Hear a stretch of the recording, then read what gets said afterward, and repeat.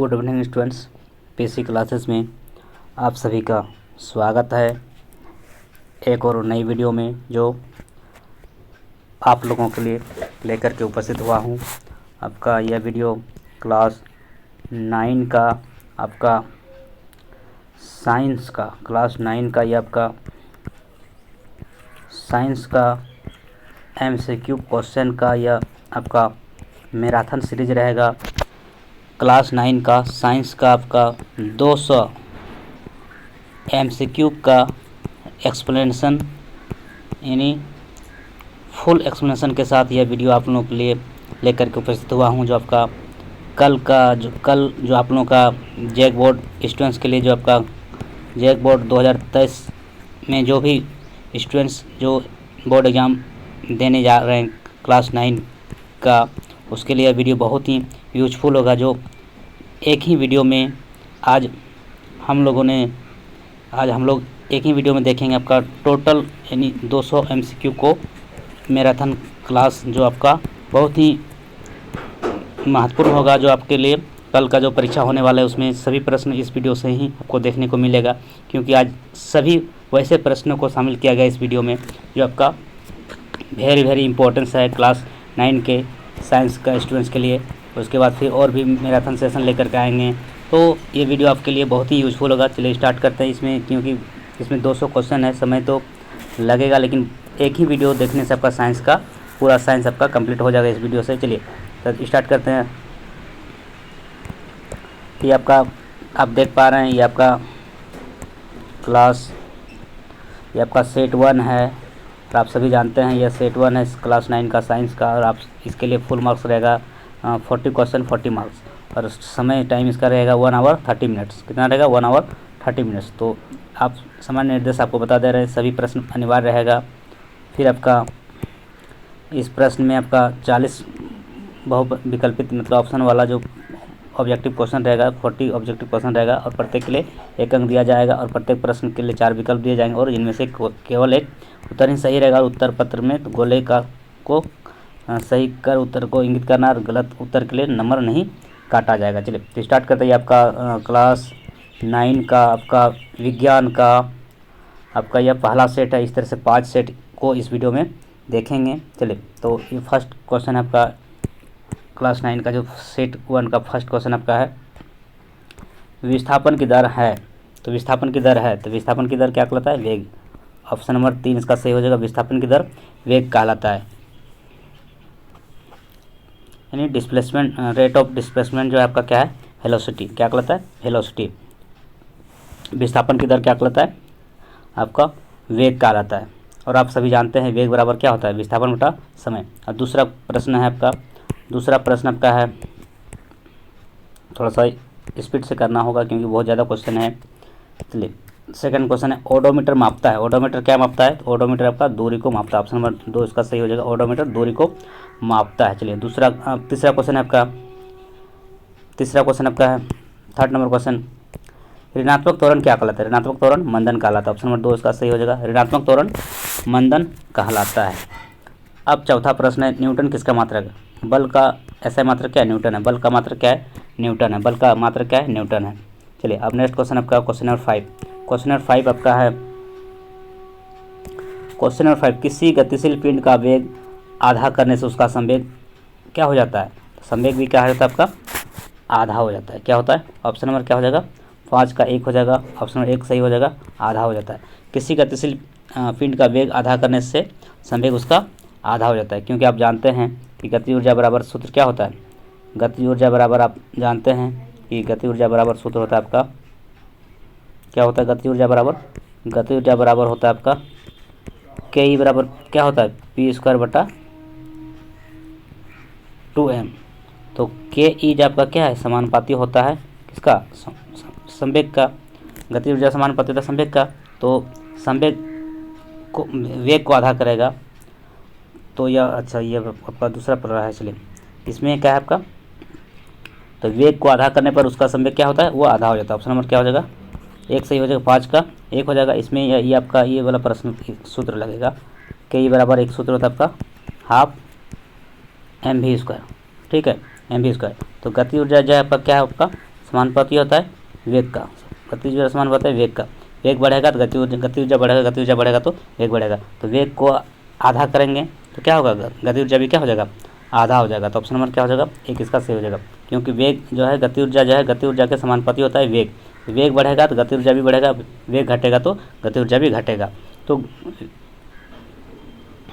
वेग क्या हो गया, वेग आपका आधा हो गया तो संवेग क्या होगा, संवेग भी क्या होगा, आधा हो जाएगा। तो ऑप्शन नंबर क्या हो जाएगा, एक सही हो जाएगा। चलिए अब नेक्स्ट क्वेश्चन आपका संवेग हो जाता है। तो ये आपका एक सूत्र, दो सूत्र है गति ऊर्जा का। गति ऊर्जा का एक सूत्र आपका पी स्क्वायर बटा क्या है, पी स्क्वायर बराबर क्या है, गति ऊर्जा बराबर क्या होता है, पी स्क्वायर बटा 2m। तो के ई समानुपाती होता है किसका, पी का, मोमेंटम का, संवेग का। गति ऊर्जा समानुपाती होता है मोमेंटम का, संवेग का।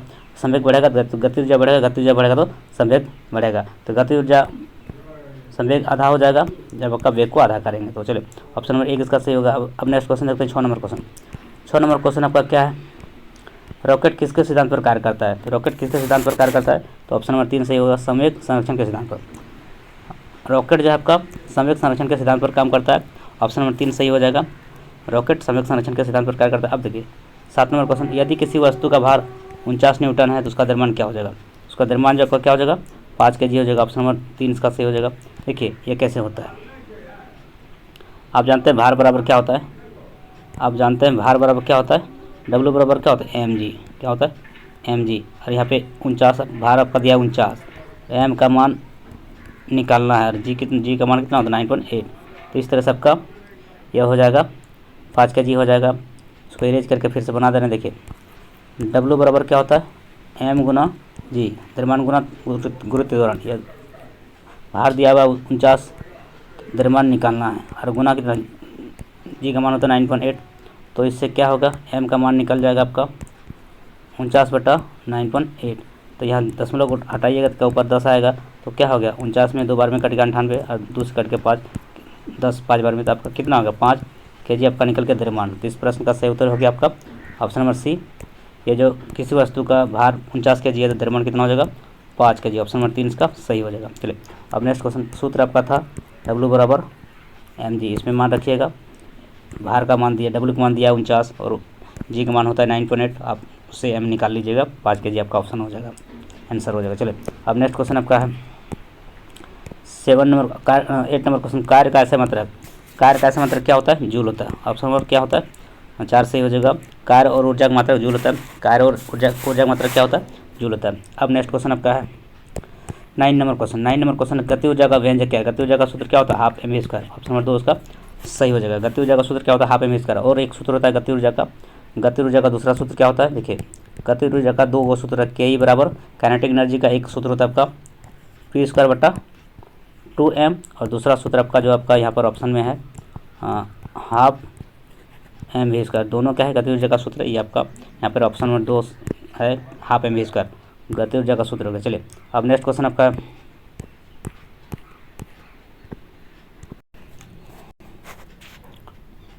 शक्ति का। अब 10 नंबर प्रश्न आपका है, शक्ति की मात्रक क्या है। शक्ति मात्रक क्या होता है, वाट होता है। शक्ति मात्रक क्या होता है, वाट। शक्ति मात्रक क्या होता है, वाट। चलिए अब नेक्स्ट क्वेश्चन है, ध्वनित तरंगें होती है। ध्वनित तरंगें किस तरह की होती है, ध्वनित तरंगें जो आपका है अनुदैर्घ्य तरंगें होती है। ऑप्शन नंबर 2 इसका सही हो जाएगा, ध्वनित तरंगें अनुदैर्घ्य तरंग होती है। चलिए अब नेक्स्ट क्वेश्चन आपका क्वेश्चन नंबर 12। क्वेश्चन नंबर 12 आपका क्या है, आवर्ती और आवर्तकाल का गुणनफल कितना होता है, 1। ऑप्शन नंबर 2 इसका सही हो जाएगा, क्योंकि आवर्ती बराबर n बराबर क्या होता है 1/t, या फिर t बराबर क्या होता है 1/n। तो दोनों प्रोडक्ट जो आपका क्या हो जाएगा n इंटू टी क्या हो जाएगा आपका 1। आप याद रखिएगा, आवर्ती और आवर्तकाल का गुणनफल क्या होता है 1। तो ऑप्शन नंबर क्या हो जाएगा, ऑप्शन नंबर 2 इसका सही हो जाएगा। आवर्ती और आवर्तकाल का गुणनफल क्या होता है 1। आवर्ती बराबर क्या होता है 1/आवर्तकाल और आवर्तकाल बराबर क्या होता है 1/आवर्ती। तो ये सूत्र होता है। चलिए अब नेक्स्ट क्वेश्चन आपका है, जब किसी तरल में किसी वस्तु को डुबाने पर तरल द्वारा वस्तु पर ऊपर की ओर लगने वाला बल क्या कहलाता है, उत्प्लावन बल। ऑप्शन नंबर 2 इसका सही हो जाएगा, क्या कहलाता है, उत्प्लावन बल। बॉयंसी फोर्स कहलाता है आपका, जब किसी तरल में किसी वस्तु को डुबाने पर तरल द्वारा जो वस्तु पर ऊपर की ओर जो बल लगने वाला बल उसको उत्प्लावन बल कहते हैं। चलिए अब नेक्स्ट क्वेश्चन देखते हैं 14 नंबर क्वेश्चन।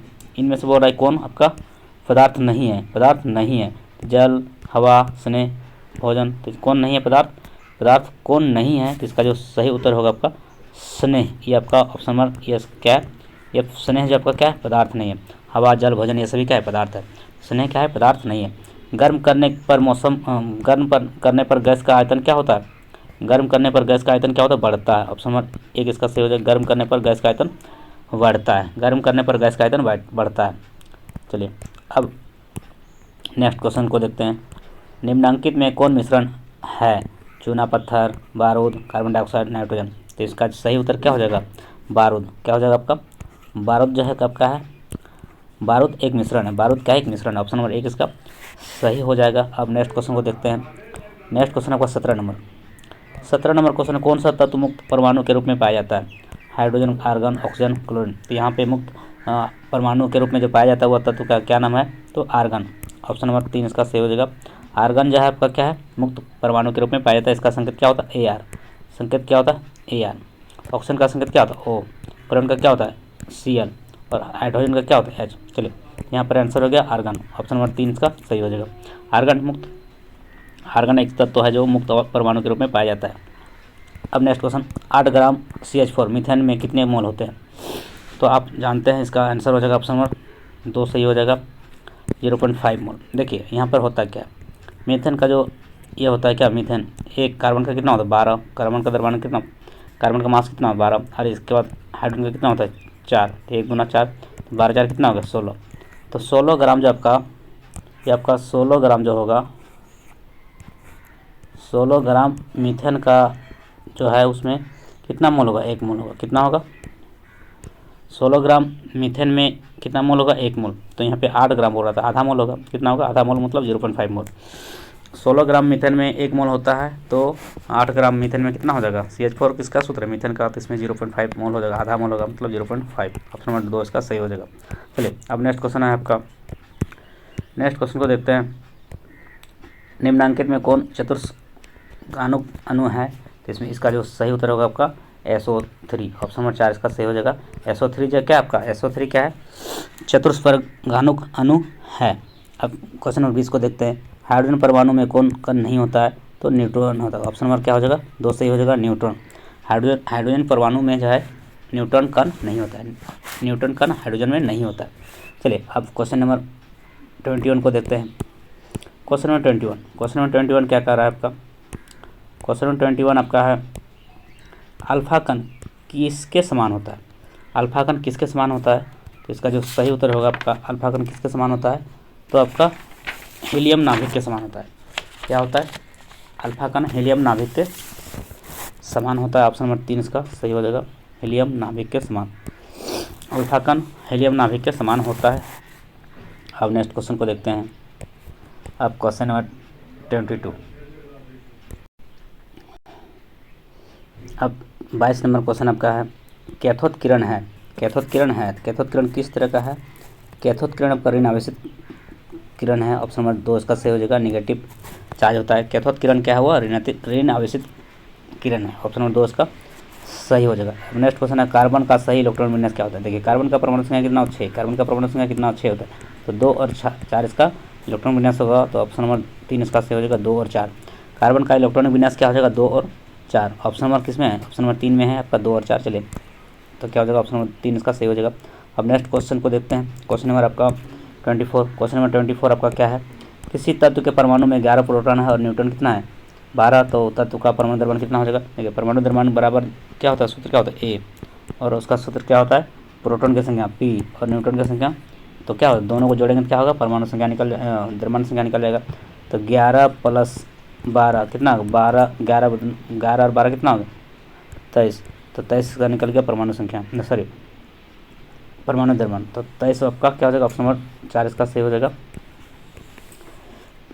किसी तत्व के परमाणु में 11 प्रोटॉन 12 न्यूट्रॉन है तो तत्व का परमाणु द्रव्यमान कितना हो जाएगा? 23। क्या किया? दोनों को जोड़ दिए। प्रोटॉन की संख्या और न्यूट्रॉन की संख्या का योगफल जो है आपका द्रव्यमान संख्या क्या होता है? प्रोटॉन और न्यूट्रॉन का संख्याओं का योगफल होता है। यानी 11 12 जोड़ने पर कितना होता है? 23। तो ऑप्शन नंबर क्या हो जाएगा? 4 होगा। इसके लिए सूत्र होता है A = P + N। ए क्या है? परमाणु द्रव्यमान, P क्या है? प्रोटॉन की संख्या और N क्या है? न्यूट्रॉन की संख्या। चलिए अब नेक्स्ट क्वेश्चन को देखते हैं। 25 नंबर क्वेश्चन, मेरुदूतक की कोशिकाओं के बीच पाए जाते हैं, क्या पाए जाते हैं? मेरुदूतक की कोशिकाओं के बीच क्या पाए जाते हैं? तो आपका अंतर कोशिकीय स्थान पाया जाता है। ऑप्शन नंबर 1 इसका सही हो जाएगा। मेरुदूतक की कोशिकाओं के बीच क्या पाया जाता है? अंतर कोशिकीय स्थान। ऑप्शन नंबर 1 इसका सही हो जाएगा। शरीर का बाहरी और भीतरी रक्षक आवरण बनाते हैं, शरीर का बाहरी और भीतरी रक्षक आवरण बनाते हैं, क्या बनाते हैं? तो आपका ऑप्शन नंबर 2 सही हो जाएगा।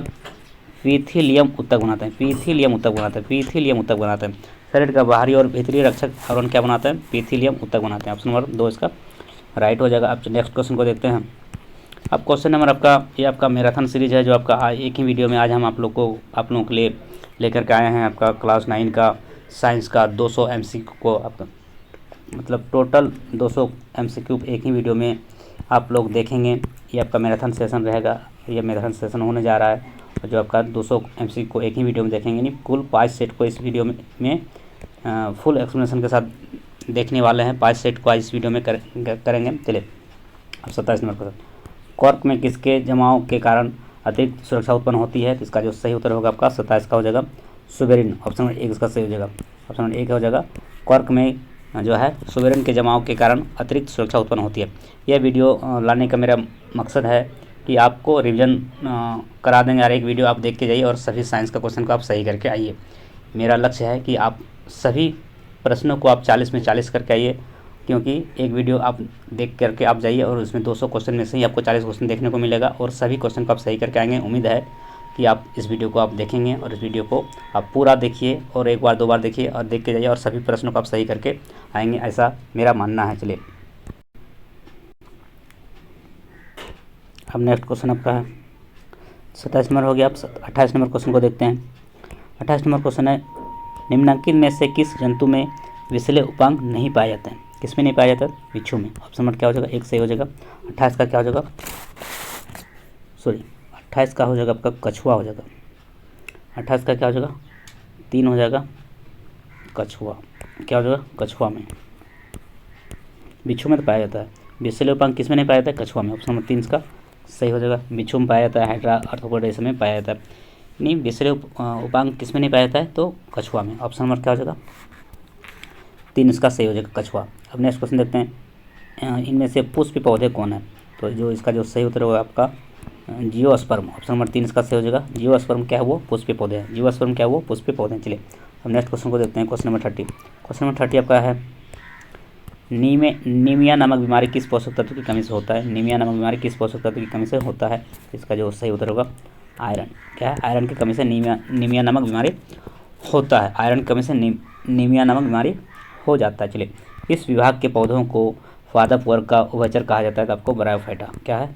ब्रायोफाइटा। पादप किस विभाग के पौधे को पादप वर्ग का उभयचर कहा जाता है? तो ब्रायोफाइटा। और जंतु जगत का जो जंतु विभाग में किसको कहा जाता है? तो मेढक को। मेढक क्या है? जंतु वर्ग में जो है आपका उभयचर कहा जाता है, ब्रायोफाइटा पादप वर्ग। तो 31 का क्या हो जाएगा? ऑप्शन नंबर 1 सही हो जाएगा, ब्रायोफाइटा।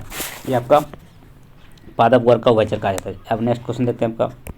अब नेक्स्ट क्वेश्चन आपका 32 क्या है आपका? ओजन। ओजन क्या है? ओजन आपका क्या है? एक गैस है। ओजन क्या है? एक गैस है जिसका सूत्र क्या होता है? O3। क्या होता है? O3। ओजन क्या है? एक गैस है। ऑप्शन नंबर 4 इसका सही हो जाएगा, जो इसका सूत्र है O3। ऑप्शन ही है आपका, ऑप्शन का 3 अणु जो होता है वो ओजन गैस कहलाता है। निम्नलिखित में से कौन नवीकरणीय प्राकृतिक संसाधन है? तो क्या है आपका?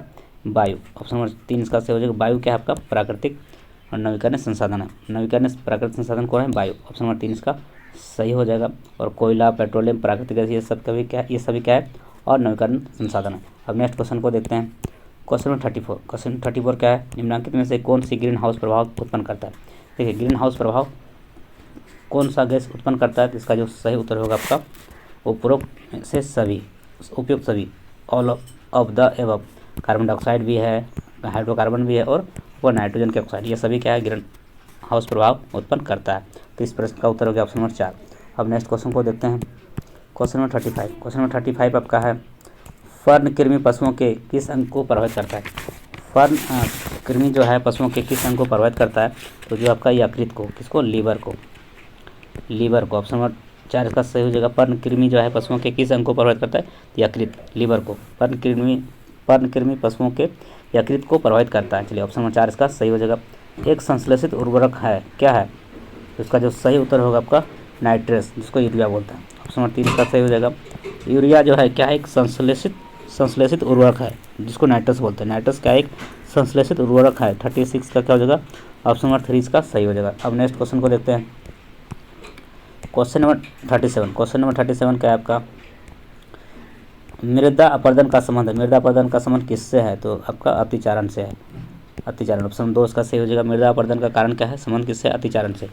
उपास्थियों में कौन सी कोशिका पाई जाती है, तो इसका जो सही उत्तर होगा आपका 4 नंबर ऑप्शन सही हो जाएगा, कॉन्ड्रियोसाइट्स। उपास्थियों में कौन सी कोशिका पाई जाती है, कॉन्ड्रियोसाइट्स। अब नेक्स्ट क्वेश्चन को देखते हैं। कॉन्ड्रियोसाइट पाया जाता है किसमें, उपास्थियों में। अब नेक्स्ट क्वेश्चन आपका है, क्वेश्चन नंबर क्या है 39। क्वेश्चन नंबर 39 क्या आपका, देखिए क्वेश्चन नंबर 39 आपका लिगामेंट का निर्माण करता है। लिगामेंट का निर्माण करता है, कौन करता है, तो लिगामेंट का निर्माण जो आपका है, इसका जो सही उत्तर होगा ऑप्शन नंबर 2 सही हो जाएगा, फीला तंतु में ऊतक। लिगामेंट का निर्माण जो है फीला तंतु में ऊतक करता है। ऑप्शन नंबर 2 इसका सही हो जाएगा।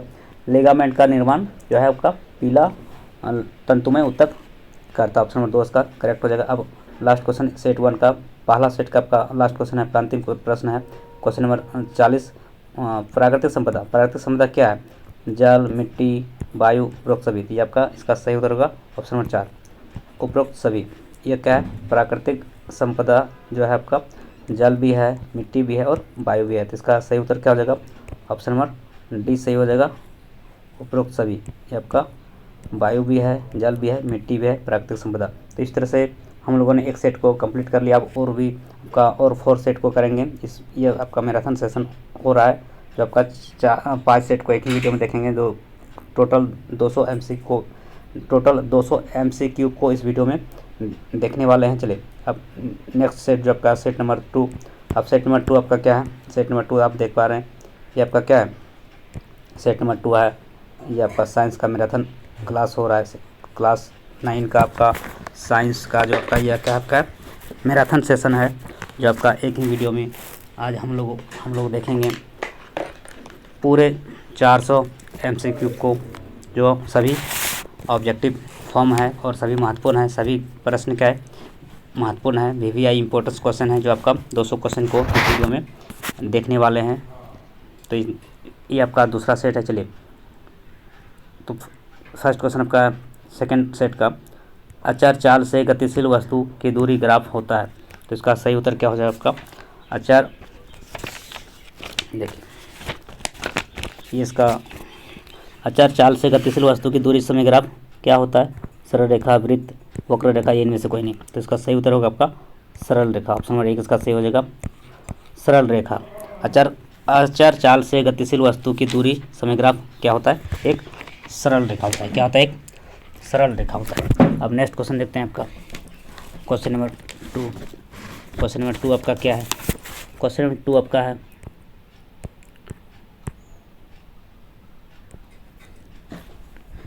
क्वेश्चन नंबर 2 आपका निम्नांकित में से कौन सदिश राशि है। निम्नांकित में से कौन सदिश राशि है। चलिए तो अब क्वेश्चन नंबर 2 को देखते हैं। इनमें से कौन सदिश राशि है, द्रव्यमान, वेग, विस्थापन, चाल। तो सदिश राशि क्या आपका, वेग क्या है, सदिश राशि है। ऑप्शन नंबर 3 इसका सही हो जाएगा, वेग क्या है, सदिश राशि है। आप जानते हैं विस्थापन की दर को क्या बोलते हैं, विस्थापन की दर क्या कहलाता है, वेग कहलाता है। वेग बराबर क्या होता है, विस्थापन बटा समय। तो विस्थापन क्या है, सदिश राशि है, जबकि द्रव्यमान, विस्थापन, चाल ये सभी क्या है आपका, क्या है, वह अदिश राशि है। वेग क्या है आपका, सदिश राशि है। अब नेक्स्ट क्वेश्चन आपका है क्वेश्चन नंबर 3। स्वचालित वाहनों में एक यंत्र लगा होता है जो उनके द्वारा तय की गई दूरी को प्रदर्शित करता है। उस यंत्र का नाम क्या है, तो आपका यह दूरी को प्रदर्शित करने वाला क्या है आपका, उस यंत्र का नाम क्या है आपका, ओडोमीटर। ऑप्शन नंबर 1 इसका सही हो जाएगा, ओडोमीटर। ओडोमीटर क्या करता है, दूरी मापता है। और आपका स्पीडोमीटर क्या मापता है, चाल मापता है। वेग या चाल को मापने वाले यंत्र क्या है, स्पीडोमीटर। गाड़ी में दोनों यंत्र लगे होते हैं, ओडोमीटर और स्पीडोमीटर। स्पीडोमीटर चाल को मापते हैं और ओडोमीटर दूरी को। तो इस प्रश्न का ऑप्शन हो गया, ऑप्शन नंबर 1 सही हो जाएगा, ओडोमीटर। अब नेक्स्ट क्वेश्चन को देखते हैं आपका क्वेश्चन नंबर आपका 4। क्वेश्चन नंबर 4 आपका क्या कर रहा है, किसी असंतुलित बल द्वारा किसी पिंड में उत्पन्न त्वरण क्या होता है। तो ऑप्शन नंबर क्वेश्चन नंबर 4 का ऑप्शन नंबर क्या हो जाएगा, 2 सही हो जाएगा। बल के अनुक्रमानुपाती। ऑप्शन नंबर 2 इसका सही हो जाएगा। किसी असंतुलित बल द्वारा किसी पिंड में उत्पन्न त्वरण जो है बल के अनुक्रमानुपाती होता है, क्योंकि आप जानते हैं कि बल बराबर क्या होता है ma। तो बल क्या होता है, बल जो है क्या है द्रव्यमान के समानुपाती होता है, और बल क्या होता है त्वरण का भी समानुपाती होता है। बल बढ़ेगा तो त्वरण बढ़ेगा, बल घटेगा त्वरण घटेगा, बल बढ़ेगा तो द्रव्यमान बढ़ेगा, द्रव्यमान बढ़ेगा तो बल बढ़ेगा, द्रव्यमान घटेगा तो बल भी घटेगा। तो बल क्या है वो आपका त्वरण का भी समानुपाती होता है और द्रव्यमान का भी समानुपाती होता है। इसी को अनुक्रमानुपाती भी बोलता है, समानुपाती या अनुक्रमानुपाती एक ही बात है। तो यहाँ पे ऑप्शन नंबर 2 इसका सही हो जाएगा। और बल का सूत्र आपका न्यूटन के दूसरे नियम से प्राप्त होता है, F बराबर ma। द्रव्यमान बल बराबर क्या होता है द्रव्यमान गुना त्वरण। अब नेक्स्ट क्वेश्चन देखते हैं आपका क्वेश्चन नंबर 5। क्वेश्चन नंबर 5 क्या कर रहा है आपका, द्रव्यमान नीचे के संबंध में प्राप्त होता है। देखिए अभी आपको बताएं F बराबर क्या सूत्र होता है m। तो m बराबर क्या हो जाएगा आपका, m बराबर क्या हो जाएगा, m को यहाँ पे कांस्टेंट रखेंगे तो क्या हो जाएगा f बटा क्या हो जाएगा a, क्या हो जाएगा f बटा a। तो f बटा a क्या होगा, द्रव्यमान बराबर क्या होता है बल बटा त्वरण, बल बटा त्वरण। द्रव्यमान बराबर क्या होगा बल बटा त्वरण। ऑप्शन नंबर 1 हो जाएगा, क्योंकि आप जानते हैं द्रव्यमान बल बराबर क्या होता है द्रव्यमान गुना त्वरण। तो द्रव्यमान बराबर क्या हो जाएगा बल बटा त्वरण। ऑप्शन नंबर 1 इसका सही हो जाएगा 5 का। ऑप्शन नंबर 1 इसका सही हो जाएगा, द्रव्यमान बराबर बल बटा त्वरण, क्योंकि आप सूत्र जानते हैं बल बराबर द्रव्यमान गुना त्वरण। अब नेक्स्ट क्वेश्चन को देखते हैं क्वेश्चन नंबर 6। क्वेश्चन नंबर 6 देखिए क्या कर रहा है, यहाँ पे आपका किसका जड़त्व अधिक है पूछ रहा है। ठीक है, जड़त्व जो है द्रव्यमान पर निर्भर करता है। जड़त्व और द्रव्यमान क्या होता है समानुपाती होता है। जड़त्व और द्रव्यमान क्या होता है समानुपाती होता है। जिसका द्रव्यमान अधिक होगा उसका जड़त्व भी अधिक होगा। तो इसका अधिक जड़त्व होगा साइकिल का, कार का, बस का, रेलगाड़ी का। तो ऑप्शन नंबर 4 इसका सही हो जाएगा रेलगाड़ी, क्योंकि रेलगाड़ी का द्रव्यमान सबसे अधिक होता है तो उसका जड़त्व भी सबसे अधिक होगा। रेलगाड़ी का जड़त्व क्या हो सबसे अधिक होता है, क्यों कि जड़त्व जो है आपका क्या है मास प्रोपोर्शन, मास प्रोपोर्शन टू क्या आई। मास जो है आपका आघूर्ण जड़त्व आघूर्ण का, यह जड़त्व के क्या होता है इनर्शिया के प्रोपोर्शन टू होता है, directly proportion to mass, directly proportion to inertia. तो मास जो है द्रव्यमान जो आपका क्या जड़त्व के समानुपाती होता है। तो जिसका द्रव्यमान अधिक होगा उसका जड़त्व भी अधिक होगा। तो रेलगाड़ी क्या है द्रव्यमान अधिक होता है, इसका जड़त्व भी इसका अधिक हो जाएगा। ऑप्शन नंबर क्या हो जाएगा 4 इसका सही हो जाएगा। अब नेक्स्ट क्वेश्चन को देखते हैं आपका क्वेश्चन नंबर 7। क्वेश्चन नंबर 7 क्या कह रहा है आपका, किसी वस्तु के जड़त्व की माप, जड़त्व की माप क्या है, जड़त्व की माप क्या है आपका अभी हम बताएं क्या बताएं, द्रव्यमान क्या है आपका जड़त्व के समानुपाती होता है। इसका सही उत्तर क्या हो जाएगा आपका 7 का क्या हो जाएगा द्रव्यमान। ऑप्शन नंबर 1 इसका सही हो जाएगा। किसी वस्तु के जड़त्व की माप क्या है द्रव्यमान। द्रव्यमान ही बताता है किसका जड़त्व अधिक होगा और किसका नहीं। जितना अधिक द्रव्यमान होगा उतना अधिक द्रव्यमान होगा, द्रव्यमान पर ही निर्भर होता है जड़त्व। चलिए अब नेक्स्ट क्वेश्चन, यदि किसी वस्तु की विस्थापन शून्य है तो बल का द्वारा पिंड पर किया गया कार्य क्या हो जाएगा, ये भी क्या हो जाएगा शून्य हो जाएगा। ऑप्शन नंबर 1 इसका सही हो जाएगा, क्योंकि आप जानते हैं कि W बराबर क्या होता है, W बराबर क्या होता है F इंटू डी। कार्य बराबर क्या होता है बल गुना विस्थापन, कार्य बराबर क्या होता है बल गुना विस्थापन। जब विस्थापन आपका जीरो हो जाएगा, डिस्प्लेसमेंट जीरो हो जाएगा तो उसका वर्क भी क्या हो जाएगा शून्य हो जाएगा, क्योंकि वहाँ पे विस्थापन को शून्य कर देंगे तो क्या हो जाएगा उसका कार्य भी क्या हो जाएगा शून्य हो जाएगा। तो यहाँ पे बोल रहा है विस्थापन शून्य है तो बल द्वारा किया गया पिंड पर क्या कार्य होगा शून्य, 0 जूल कार्य होगा, क्योंकि विस्थापन शून्य होने पर कार्य भी क्या होता है वो शून्य हो जाता है। ऑप्शन नंबर 1 इसका सही हो जाएगा। चलिए 8 का हो गया ऑप्शन नंबर 1। अब नेक्स्ट क्वेश्चन आपका क्वेश्चन नंबर 9। क्वेश्चन नंबर 9 आपका क्या है, सामान्य मनुष्य के कानों के लिए श्रव्यता प्रयास क्या होता है। देखिए 20 हर्ट्ज से 20,000 हर्ट्ज के बीच जो होता है उसको श्रव्यता प्रयास कहा जाता है। ऑप्शन नंबर 1 इसका सही हो जाएगा। 20 से 20,000 हर्ट्ज के बीच की जो ध्वनि होता है उसको श्रव्यता प्रयास कहता है, और 20 हर्ट्ज से कम को अवश्रव्य प्रयास कहते हैं, और 20,000 से अधिक को प्राश्रव्य। तो यहाँ पर आपका श्रव्यता बोला है, ऑडिएबल रेंज है तो 20 हर्ट्ज से 20,000 हर्ट्ज के बीच। ऑप्शन नंबर 1 इसका सही हो जाएगा। अब नेक्स्ट क्वेश्चन देखते हैं आपका क्वेश्चन नंबर 10। क्वेश्चन नंबर 10 आपका प्रतिध्वनिक कारण, प्रतिध्वनिक कारण क्या है, प्रतिध्वनि का जो कारण आपका क्या है ध्वनि का परावर्तन। ऑप्शन नंबर 2 इसका सही हो जाएगा ध्वनि का परावर्तन। प्रतिध्वनि का कारण क्या है ध्वनि का परावर्तन। अब नेक्स्ट क्वेश्चन, चाल का मूल मात्रा क्या है, चाल का मूल मात्रा क्या है मीटर पर सेकंड। ऑप्शन नंबर 2 सही हो जाएगा। 11 क्या हो जाएगा ऑप्शन नंबर 2। चाल और वेग का मात्रा क्या है मीटर पर सेकंड, चाल और वेग का मात्रा क्या है मीटर पर सेकंड। चाल क्या है अदिश राशि है और वेग क्या है, वेग आपका क्या है, वेग आपका क्या है सदिश है। चलिए अब नेक्स्ट क्वेश्चन को देखते हैं। ये आपका 1 नंबरिकल है, बहुत ही महत्वपूर्ण प्रश्न, इंपॉर्टेंस है। एक बस की गति 5 सेकंड में 80 किमी से घटकर 60 किमी हो जाती है तो बस का त्वरण क्या हो जाएगा। देखिए त्वरण बराबर सूत्र क्या होता है आपका, v माइनस यू बटा टी, ये आपका सूत्र है। अंतिम वेग माइनस प्रारंभिक वेग बटा समय। त्वरण बराबर क्या होता है, अंतिम वेग माइनस प्रारंभिक वेग बटा समय। तो v minus you by T, या a बराबर होता है v minus you by T. यहाँ पर आप देखते हैं ये 80 क्या है आपका u है, और यह क्या है v क्या है, v 60 क्या है v है, और समय कितना है 5 सेकंड। तो आप यहाँ पे मान रखिएगा। तो आप पहले बात तो इसको आप u कितना दिया है, u दिया 80 किलोमीटर, 80 किलोमीटर पर आवर है। इसको जब सेकेंड में बदलिएगा, देखिए उसको लिख लीजिएगा, क्योंकि आपको नहीं लिखेंगे समझ में आना, क्योंकि हम उसको इरेज कर देंगे, इसलिए आप लिखते जाइए, समझ में ज़्यादा आएगा। यू कितना है आपका 80 किलोमीटर, उसको जब आपको इसको मीटर बनाएंगे, मीटर पर सेकंड बनाएंगे, कितना होगा 5/18 से इसको गुना करना होगा। तो क्या हो जाएगा, कैंसिल करेंगे क्या हो जाएगा आपका, ज़रा हो गया 2 से कटाएंगे तो कितना होगा 40, यहाँ पर कितना हो गया 90, सॉरी 9। तो क्या होगा 4 5 यानी 40 5 200, 200/9, 200/9 क्या हो गया आपका, ये निकल गया आपका मीटर पर सेकंड। तो यू कितना हो गया आपका, जो यू दिया हुआ था 80 kilometre per hour, 80 kilometre per hour, इसको जब चेंज कर दिए 80 को गुना कर दिए 5/18 से करने पर क्या होगा मीटर पर सेकंड होता है। और जब कटा दीजिएगा तो कितना हो जाएगा आपका 200 मीटर पर सेकंड आ गया, 200 पर मीटर कितना आ गया यू आ गया। अब इसी तरह भी निकालेंगे, अंतिम वेग भी कितना है आपका 60, कितना है 60 किलोमीटर पर आवर। इसको जब आप मीटर पर सेकंड में करेंगे, तो मीटर पर सेकंड में करेंगे कितना आएगा 5/18 से गुना करेंगे तो क्या हो जाएगा, उसको काट देंगे, इधर आगे 9, इधर आगे कितना 30, तो 30 को 5 से गुना कितना हो गया 150 मीटर पर सेकंड आ गया आपका v।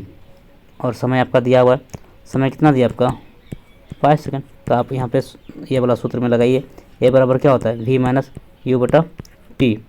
देखिए v कितना निकला आपका, v निकला आपका 150/9, और इधर u कितना निकला 200/9, और बट्टा में क्या है टी कितना है आपका 5।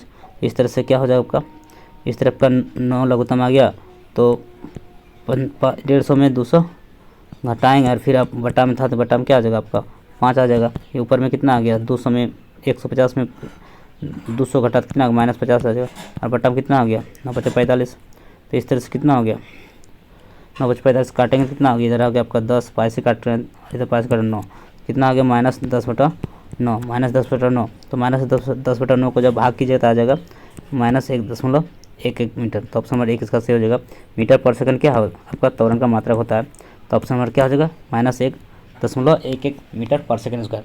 तो इस तरह से ये आसान था प्रश्न, बहुत ही अच्छा प्रश्न था। क्या था इसके लिए एक फार्मूला था, a बराबर क्या होता है v माइनस यू बटा टी, अंतिम वेग माइनस प्रारंभिक वेग बटा समय, ये आपका सूत्र है। और इसमें क्या था u और v दिया हुआ है। देखिए v कितना दिया है, सॉरी u कितना दिया है आपको बता दे रहे हैं, u दिया है आपका 80 किलोमीटर पर आवर, लेकिन आपको मीटर पर सेकंड में चाहिए त्वरण। तो त्वरण को मीटर पर सेकंड में निकालने के लिए इसको 80 को हम 5/18 से गुना कर देंगे, 5/18 से गुना कर देंगे तो आपका आ जाएगा मीटर पर सेकंड आ जाएगा। अब फिर इसी तरह हम v को भी, v दिया आपका 60 किलोमीटर पर आवर, इसको भी हम 60 को भी गुना कर देंगे 5/18 से, तो क्या हो जाएगा मीटर पर सेकंड आ जाएगा। इस तरह से आपका v और u आप निकाल लिए, टी तो आपका दिया हुआ है, ये सूत्र पे रखने पर आपका आ जाएगा, आपका निकल जाएगा 1 नंबर ऑप्शन हो जाएगा -1.11 मीटर पर सेकंड। ये बहुत ही अच्छा क्वेश्चन था। चलिए अब नेक्स्ट क्वेश्चन को देखते हैं। आपका जड़त्व का सिद्धांत प्राप्त है, जड़त्व का सिद्धांत प्राप्त होता है किसे, न्यूटन के प्रथम नियम से। ऑप्शन नंबर 1 से, ऑप्शन नंबर 1 इसका सही हो जाएगा। जड़त्व का जो सिद्धांत प्राप्त होता है किसे, न्यूटन के प्रथम नियम से, न्यूटन के प्रथम नियम से। तो ऑप्शन नंबर क्या हो जाएगा, ऑप्शन नंबर इसका हो जाएगा 13 का 1 हो जाएगा, ऑप्शन नंबर 1। चलिए अब नेक्स्ट क्वेश्चन को देखते हैं। आपका क्वेश्चन नंबर 14 भी बहुत ही अच्छा प्रश्न है। देखिए सूर्य के जल में विलेयता 20 डिग्री सेल्सियस पर 31.5 है, तो इस ताप पर 10 ग्राम जल में कितना सोडा घुलाया जाए कि विलयन संतृप्त बन जाए। तो इसका सही उत्तर क्या हो जाएगा आपका 315 ग्राम, ऑप्शन नंबर 2 इसका सही हो जाएगा 3.15 ग्राम। ये आपका 14 का ऑप्शन नंबर 2 सही हो जाएगा 3.15 ग्राम। चलिए अब नेक्स्ट क्वेश्चन को देखते हैं। आपका 15 नंबर क्वेश्चन आपका है, किसी ठोस पदार्थ का सीधे वाष्प में परिवर्तन क्या कहलाता है। किसी ठोस पदार्थ का सीधे वाष्प में परिवर्तन क्या कहलाता है, तो इसका सही उत्तर होगा ऊर्ध्वपातन। ऑप्शन नंबर 2 इसका सही हो जाएगा ऊर्ध्वपातन।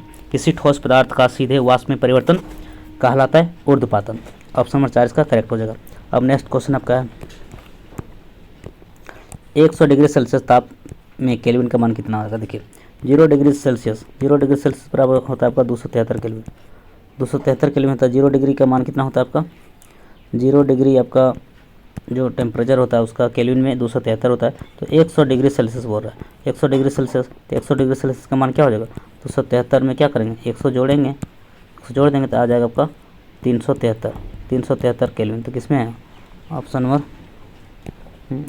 2 सही हो जाएगा। ये दशमलव में वो अप्रोक्सीमेट वैल्यू है, यानी 273.15 होता है। 0 डिग्री बराबर कितना होता है 273.15 होता है, इसलिए अप्रोक्सीमेट वैल्यू है। तो आपका सीधा 273 याद रखेंगे तो 373 हो गया आपका 373.15। तो आपका ऑप्शन नंबर 2 ही सही हो जाएगा। 16 का क्या हो जाएगा ऑप्शन नंबर 2, क्योंकि वो लगभग मान है। चलिए अब नेक्स्ट क्वेश्चन को देखते हैं। आपका क्वेश्चन नंबर 17, निम्नलिखित में से कौन निलंबन है। निलंबन कौन है, तो निलंबन जो आपका क्या मटमैला जल आपका क्या है निलंबन का उदाहरण। ऑप्शन नंबर 3 इसका सही हो जाएगा।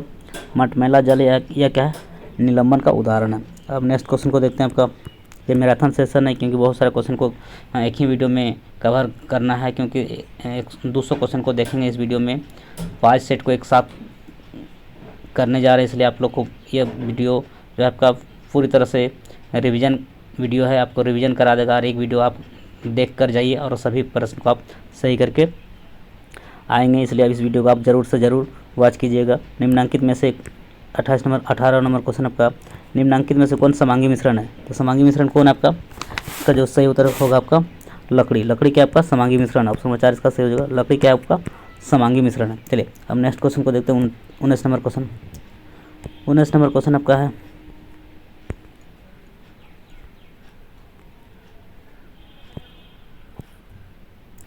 नमक तथा अमोनिया क्लोराइड का मिश्रण को पृथक किया जाता है किस विधि से। नमक तथा अमोनियम क्लोराइड के जो मिश्रण को पृथक किया जाता है किस विधि से। तो इसका जो सही उत्तर होगा आपका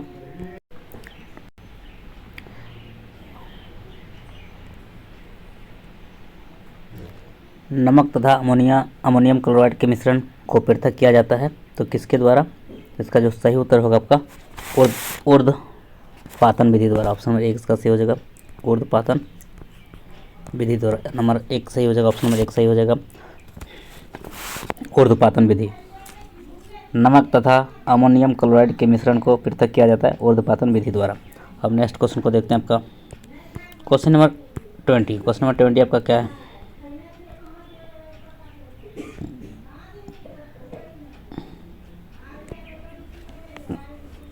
बीस नंबर प्रश्न आपका 1.8 H2O में अणुओं की संख्या कितना होता है। तो इसका सही उत्तर होगा आपका ऑप्शन नंबर 4 सही हो जाएगा। 6.022 इंटू 10⁻22 6.022 गुना 10⁻22 जो है अणुओं के बराबर होता है। देखिए होता क्या है, आप यहाँ 18 ग्राम जो है आपका H2O में जो है आपका अणुओं की संख्या कितना होता है 6.022 इंटू 10⁻23 अणु होता है। लेकिन यहाँ पे दशमलव लगाने के कारण क्या होता है, यहाँ पे एक घट जाता है, इसलिए आपका 18 ग्राम में होता है। यहाँ देखिए ये 18 ग्राम होता, ऐसा होता 18 ग्राम H2O में जो है आपका इतना होता 6.022 इंटू 10⁻23। लेकिन यहाँ पे पूछा कितना है 1.8, तो इसलिए यहाँ पर क्या हो जाएगा 23 की जगह 22 हो जाएगा। तो ऑप्शन नंबर 4 इसका सही हो जाएगा। 1.8 H2O में अणुओं की संख्या कितना होता है 6.022 इंटू 10⁻22। ऑप्शन नंबर 4 इसका करेक्ट हो जाएगा। चलिए अब नेक्स्ट क्वेश्चन को देखते हैं। 21 नंबर क्वेश्चन, निम्नलिखित में से कौन एक परमाणु अणु के रूप में रहता है। एक परमाणु अणु के रूप में रहता है कौन। तो इसका जो सही उत्तर होगा आपका आर्गन। क्या होगा आर्गन। ऑप्शन नंबर 4 इसका सही हो जाएगा। आर्गन, आर्गन क्या है एक परमाणु अणु के रूप में रहता है। अब नेक्स्ट क्वेश्चन को देखते हैं। आपका क्वेश्चन नंबर 22 है। क्वेश्चन नंबर 22 आपका है सोडियम सल्फाइड का सूत्र है। सोडियम सल्फाइड का सूत्र क्या है, तो सोडियम सल्फाइड का जो सूत्र आपका है Na2S। ऑप्शन नंबर 3 सही हो जाएगा। Na2S जो है आपका सोडियम सल्फाइड का सूत्र है। अब क्वेश्चन नंबर 23 को देखते हैं। परमाणु के नाभिक में निम्नलिखित में से कौन से कण उपस्थित होते हैं। तो नाभिक में क्या क्या होता है, प्रोटॉन और न्यूट्रॉन। ऑप्शन नंबर क्या हो जाएगा 2 सही हो जाएगा। क्या हो जाएगा प्रोटॉन और न्यूट्रॉन। परमाणु के नाभिक में प्रोटॉन और न्यूट्रॉन कण उपस्थित रहता है, जबकि इलेक्ट्रॉन क्या करता है, नाभिक के चारों ओर कक्षा में चक्कर लगाता है। नाभिक के चारों ओर जो है कक्षा में चक्कर लगाता है वो इलेक्ट्रॉन होता है, जो आपका ऋण आवेशित कण होता है। और न्यूट्रॉन क्या होता है, उदासीन होता है। और प्रोटॉन क्या होता है, वो धन आवेशित होता है, जो आपका प्रोटॉन और न्यूट्रॉन क्या होता है, आपका नाभिक के केंद्र में रहता है, परमाणु के नाभिक में रहता है। अब नेक्स्ट क्वेश्चन आपका देखते हैं।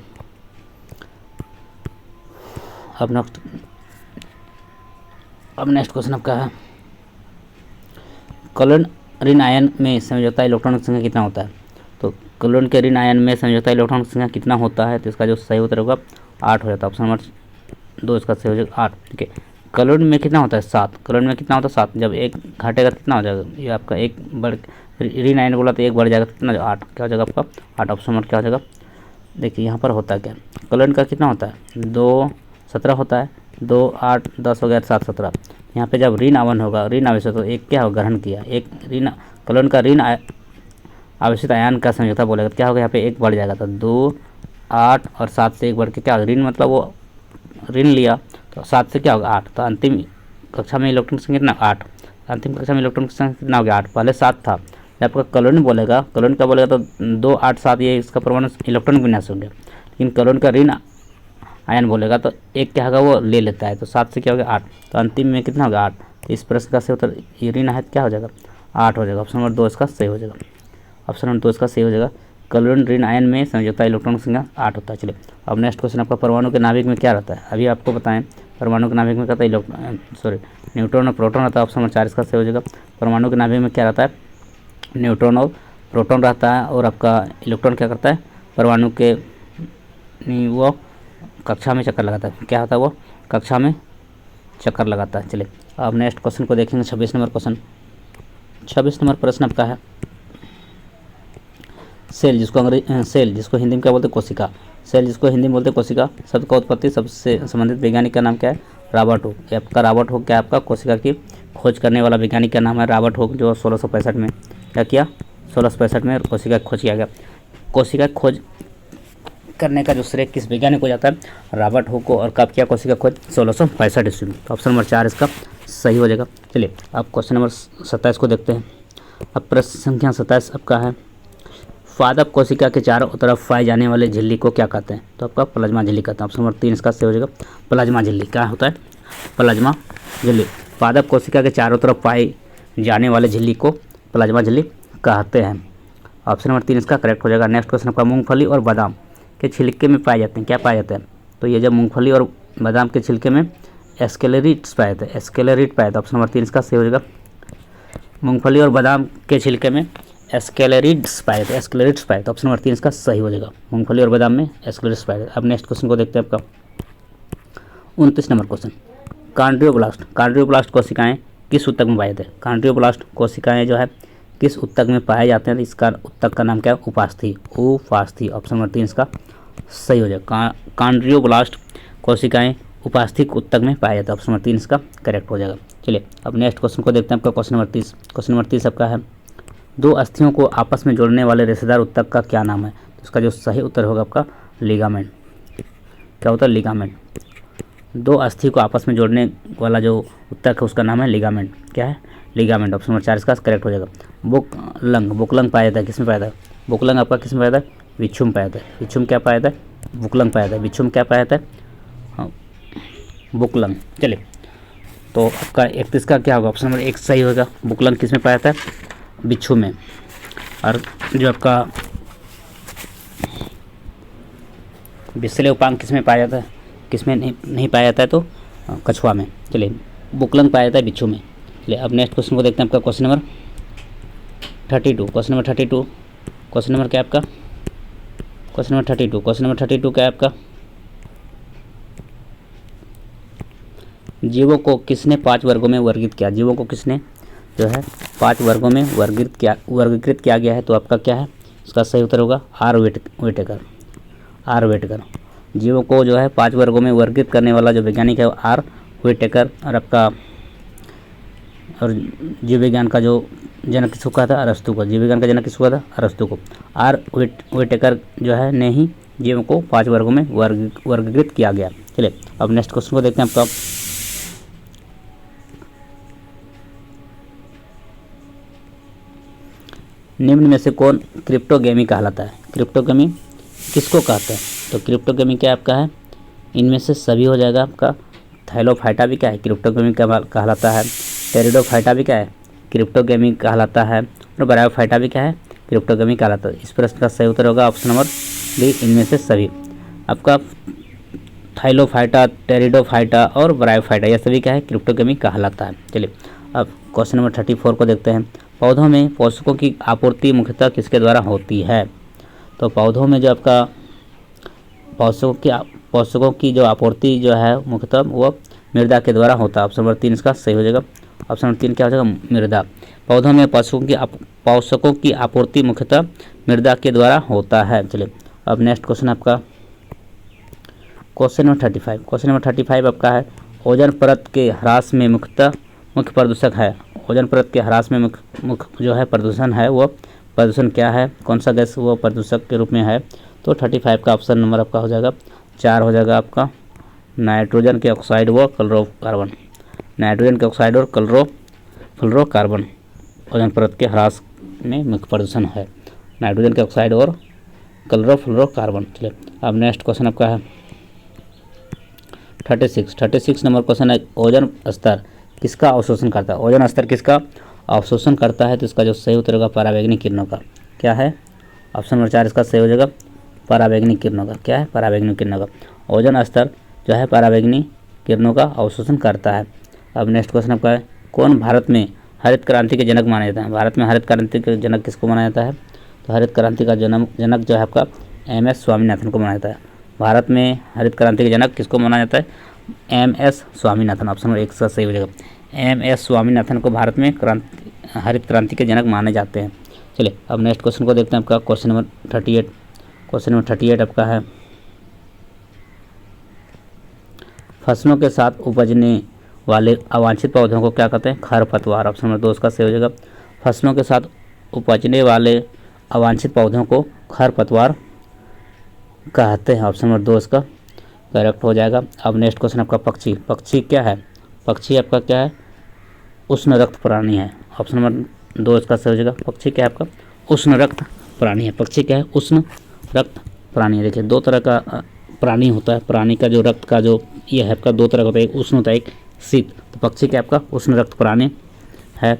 अब 40 नंबर प्रश्न आपका है और सेट 2 का यह अंतिम क्वेश्चन है केचुआ किस फाइलम का प्राणी है? केचुआ जो है किस फाइलम का प्राणी है? तो नीलिडा। ऑप्शन नंबर 1 का सही हो जाएगा। केचुआ जो आपका क्या है? नीलिडा फाइलम का प्राणी है। केचुआ नीलिडा फाइलम का प्राणी है। अब इस तरह से आपका सेट 2 को भी हम लोगों ने कर लिया है। अब सेट नंबर 3 को देखते हैं।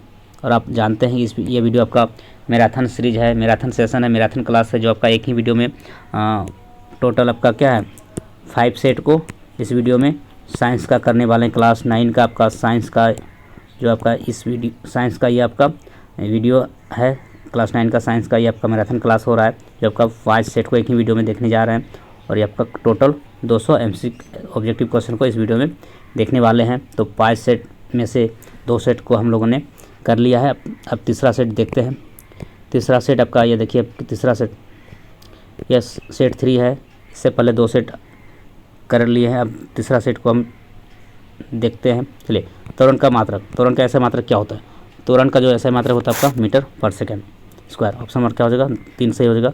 त्वरण का जो ऐसा मात्रक होता है मीटर पर सेकेंड स्क्वायर। वेग में परिवर्तन की दर क्या कहलाता है? त्वरण। वेग में परिवर्तन की दर क्या कहलाता है? त्वरण। तो त्वरण का ऐसा मात्रक क्या होता है? मीटर पर सेकेंड स्क्वायर। और चाल और वेग का मात्रक क्या होता है? मीटर पर सेकंड। चाल और वेग का मात्रक मीटर पर सेकंड स्क्वायर। इसका सही उत्तर क्या हो जाएगा? ऑप्शन नंबर 3 सही हो जाएगा। त्वरण का ऐसा मात्रक मीटर पर सेकंड स्क्वायर होता है। ऑप्शन नंबर 3 इसका करेक्ट हो जाएगा। अब नेक्स्ट क्वेश्चन आपका है ये क्वेश्चन जिस तरह का जो 2 नंबर क्वेश्चन को आप देख पा रहे हैं उसी तरह के एक क्वेश्चन को और हम लोगों ने किया है जो आपका। तो इसके लिए भी क्या हो जाएगा? देखिए टी का मान कितना दिया आपका? किसी कार की चाल 10 सेकंड में 20 किलोमीटर पर आवर से 50 किलोमीटर पर आवर हो जाती है, तो उस कार का त्वरण क्या होगा? तो यहाँ पर यह प्रश्न के लिए भी आप उसी तरह का फार्मूला का प्रयोग करेंगे। तो टी बराबर कितना है आपका? टी बराबर आपका क्या है? 10। टी बराबर आपका कितना है? 10 सेकेंड है। पहले हम आपको बता दे रहे हैं। फिर आपका क्या है? यू कितना दिया आपका? यू दिया आपका 20 किलोमीटर 20 किलोमीटर पर आवर दिया है, जिसको आपको बदलना होगा कितना, 20 किलोमीटर को आप 5/18 से गुना करेंगे क्या होगा, मीटर पर सेकंड आ जाएगा। तो यहाँ पर देखते हैं, इसको 2 से कटा देंगे कितना होगा, 10 हो गया, इधर 2 से कटेंगे तो 9, तो कितना होगा 10 × 5 = 50, 50/9 मीटर पर सेकंड हो गया आपका यू का मान। 50/9 क्या होगा, यू का मान हो गया। इस तरह से आपका वी भी निकालेंगे। वी कितना आपका दिया, वी दिया आपका 50 दिया है, तो उसको आप 50 किलोमीटर पर आवर है, तो इसको क्या करेंगे 5/18 से गुना करेंगे तो क्या होगा, मीटर पर सेकंड हो जाएगा। इसको आप 2 से काटिए तो कितना होगा, 25 आएगा। इसको 2 से काटिए तो 9, क्या होगा 25 × 5 कितना, 125, 125/9 क्या होगा, मीटर पर सेकंड आपका व्यू निकल गया। इस तरह से आपका ए का त्वरण निकाल रहा है। त्वरण का सूत्र क्या होता है, V - U/T, V - U/T। तो इस तरह से हम इसको मान रखते हैं। तो देखिए मान रखते हैं क्या होगा, V कितना निकला था आपका, V निकला था 125/9, और U कितना निकला था आपका, U निकला था आपका 10 × 5, 10 × 5 = 50, 50 बेटा कितना हो गया आपको, 50/9 हो गया, और बटा कितना है, T कितना है 10। इस तरह से आपका क्या देख पा रहे हैं, 9 क्या हो गया, एलसीएम हो गया, और इधर क्या हो गया, नीचे बड़ा 10 क्या होगा, ऊपर चला गया, चलो 10 ऊपर चला गया, और यहाँ पे क्या होगा, 125 में से 50 घटाएंगे तो कितना बचेगा, 125 में से क्या बचेगा, 50 घटाएगा तो आ जाएगा आपका 75, क्या हो जाएगा 75। तो 75 को हम 5 से काटेंगे कितना, 2 आ जाएगा, इधर आ जाएगा आपका 5 से काटेंगे तो 2, और 15 × 5 = 75, कितना हो गया 15 × 5 = 75। इस तरह से आपका कितना हो गया,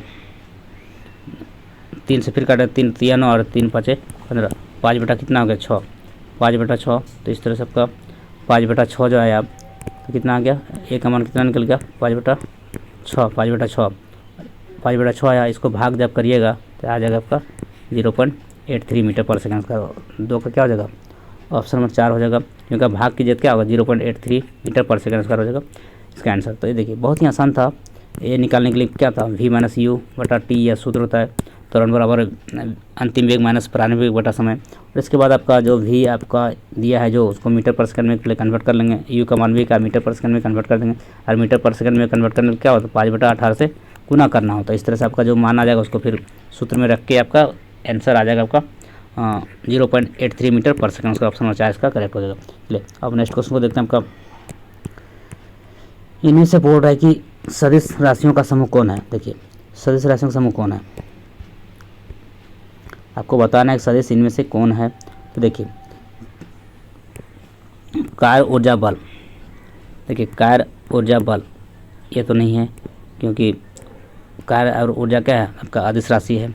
चाल त्वरण वेग ये भी नहीं है, क्योंकि चाल क्या अदिश राशि है। तो वेग त्वरण बल ये आपका ऑप्शन नंबर 3 सही हो जाएगा, ऑप्शन नंबर 3 सही हो जाएगा। वेग त्वरण चाल, वेग त्वरण बल ये क्या आपका सदिश राशि है, सदिश राशि का उदाहरण है, क्योंकि इसमें वेग भी सदिश है, त्वरण भी सदिश है, और बल भी क्या है सदिश है। अब देखिए तीसरा इसमें तो ये तो नहीं, इसमें भी क्या है। तो इस प्रश्न का सही उत्तर हो जाएगा इनमें से सदिश का जो समूह है, सदिश का समूह क्या है आपका वेक्टर क्वांटिटी आपका है वेग त्वरण और बल, ऑप्शन नंबर 3 इसका सही हो जाएगा। चलिए अब नेक्स्ट क्वेश्चन को देखते हैं। आपका क्वेश्चन नंबर 4, क्वेश्चन नंबर 4 आपका क्या है, बहुत ही महत्वपूर्ण प्रश्न है, इंपॉर्टेंस क्वेश्चन है। सभी इंपॉर्टेंस क्वेश्चन को इस वीडियो में शामिल किया गया, और ये मैराथन सेशन है। आपको सभी एक ही वीडियो में आपका 200 क्वेश्चन को कराया जाएगा, और आप सभी 5 सेट को आप देख लेते हैं, कर लेते हैं अच्छा से, तो फिर आपके कल का जो एग्जाम है वो आपको बहुत ही अच्छा होने वाला है, क्योंकि सभी इस वीडियो से ही आपको देखने को मिल सकता है मैक्सिमम क्वेश्चन को। चलिए 30 न्यूटन का कोई बल 5 kg की किसी वस्तु पर 2 सेकंड तक कार्य करता है, जिसका वस्तु का त्वरण क्या होगा। देखिए बल बराबर क्या होता है, द्रव्यमान गुना त्वरण। तो यहाँ पर आपका दिया है बल कितना दिया है आपका 30 न्यूटन, और द्रव्यमान कितना दिया 5, तो गुना A। तो अब बताइए 5 को काट देंगे तो यहाँ A बराबर कितना हो जाएगा, A बराबर क्या होगा, इससे 5 से काट दो ना, तो 5 × 6 = 30, क्या होगा A बराबर कितना 6 मीटर सेकंड। यहाँ पर निकल गया आपका ऑप्शन नंबर 4 इसका सही हो जाएगा 6 मीटर पर सेकंड, क्योंकि आप जानते हैं F बराबर क्या होता है M गुना A। तो आपको निकालने बोला A, तो A बराबर क्या हो जाएगा F/M, F कितना है 30, और M कितना है 5।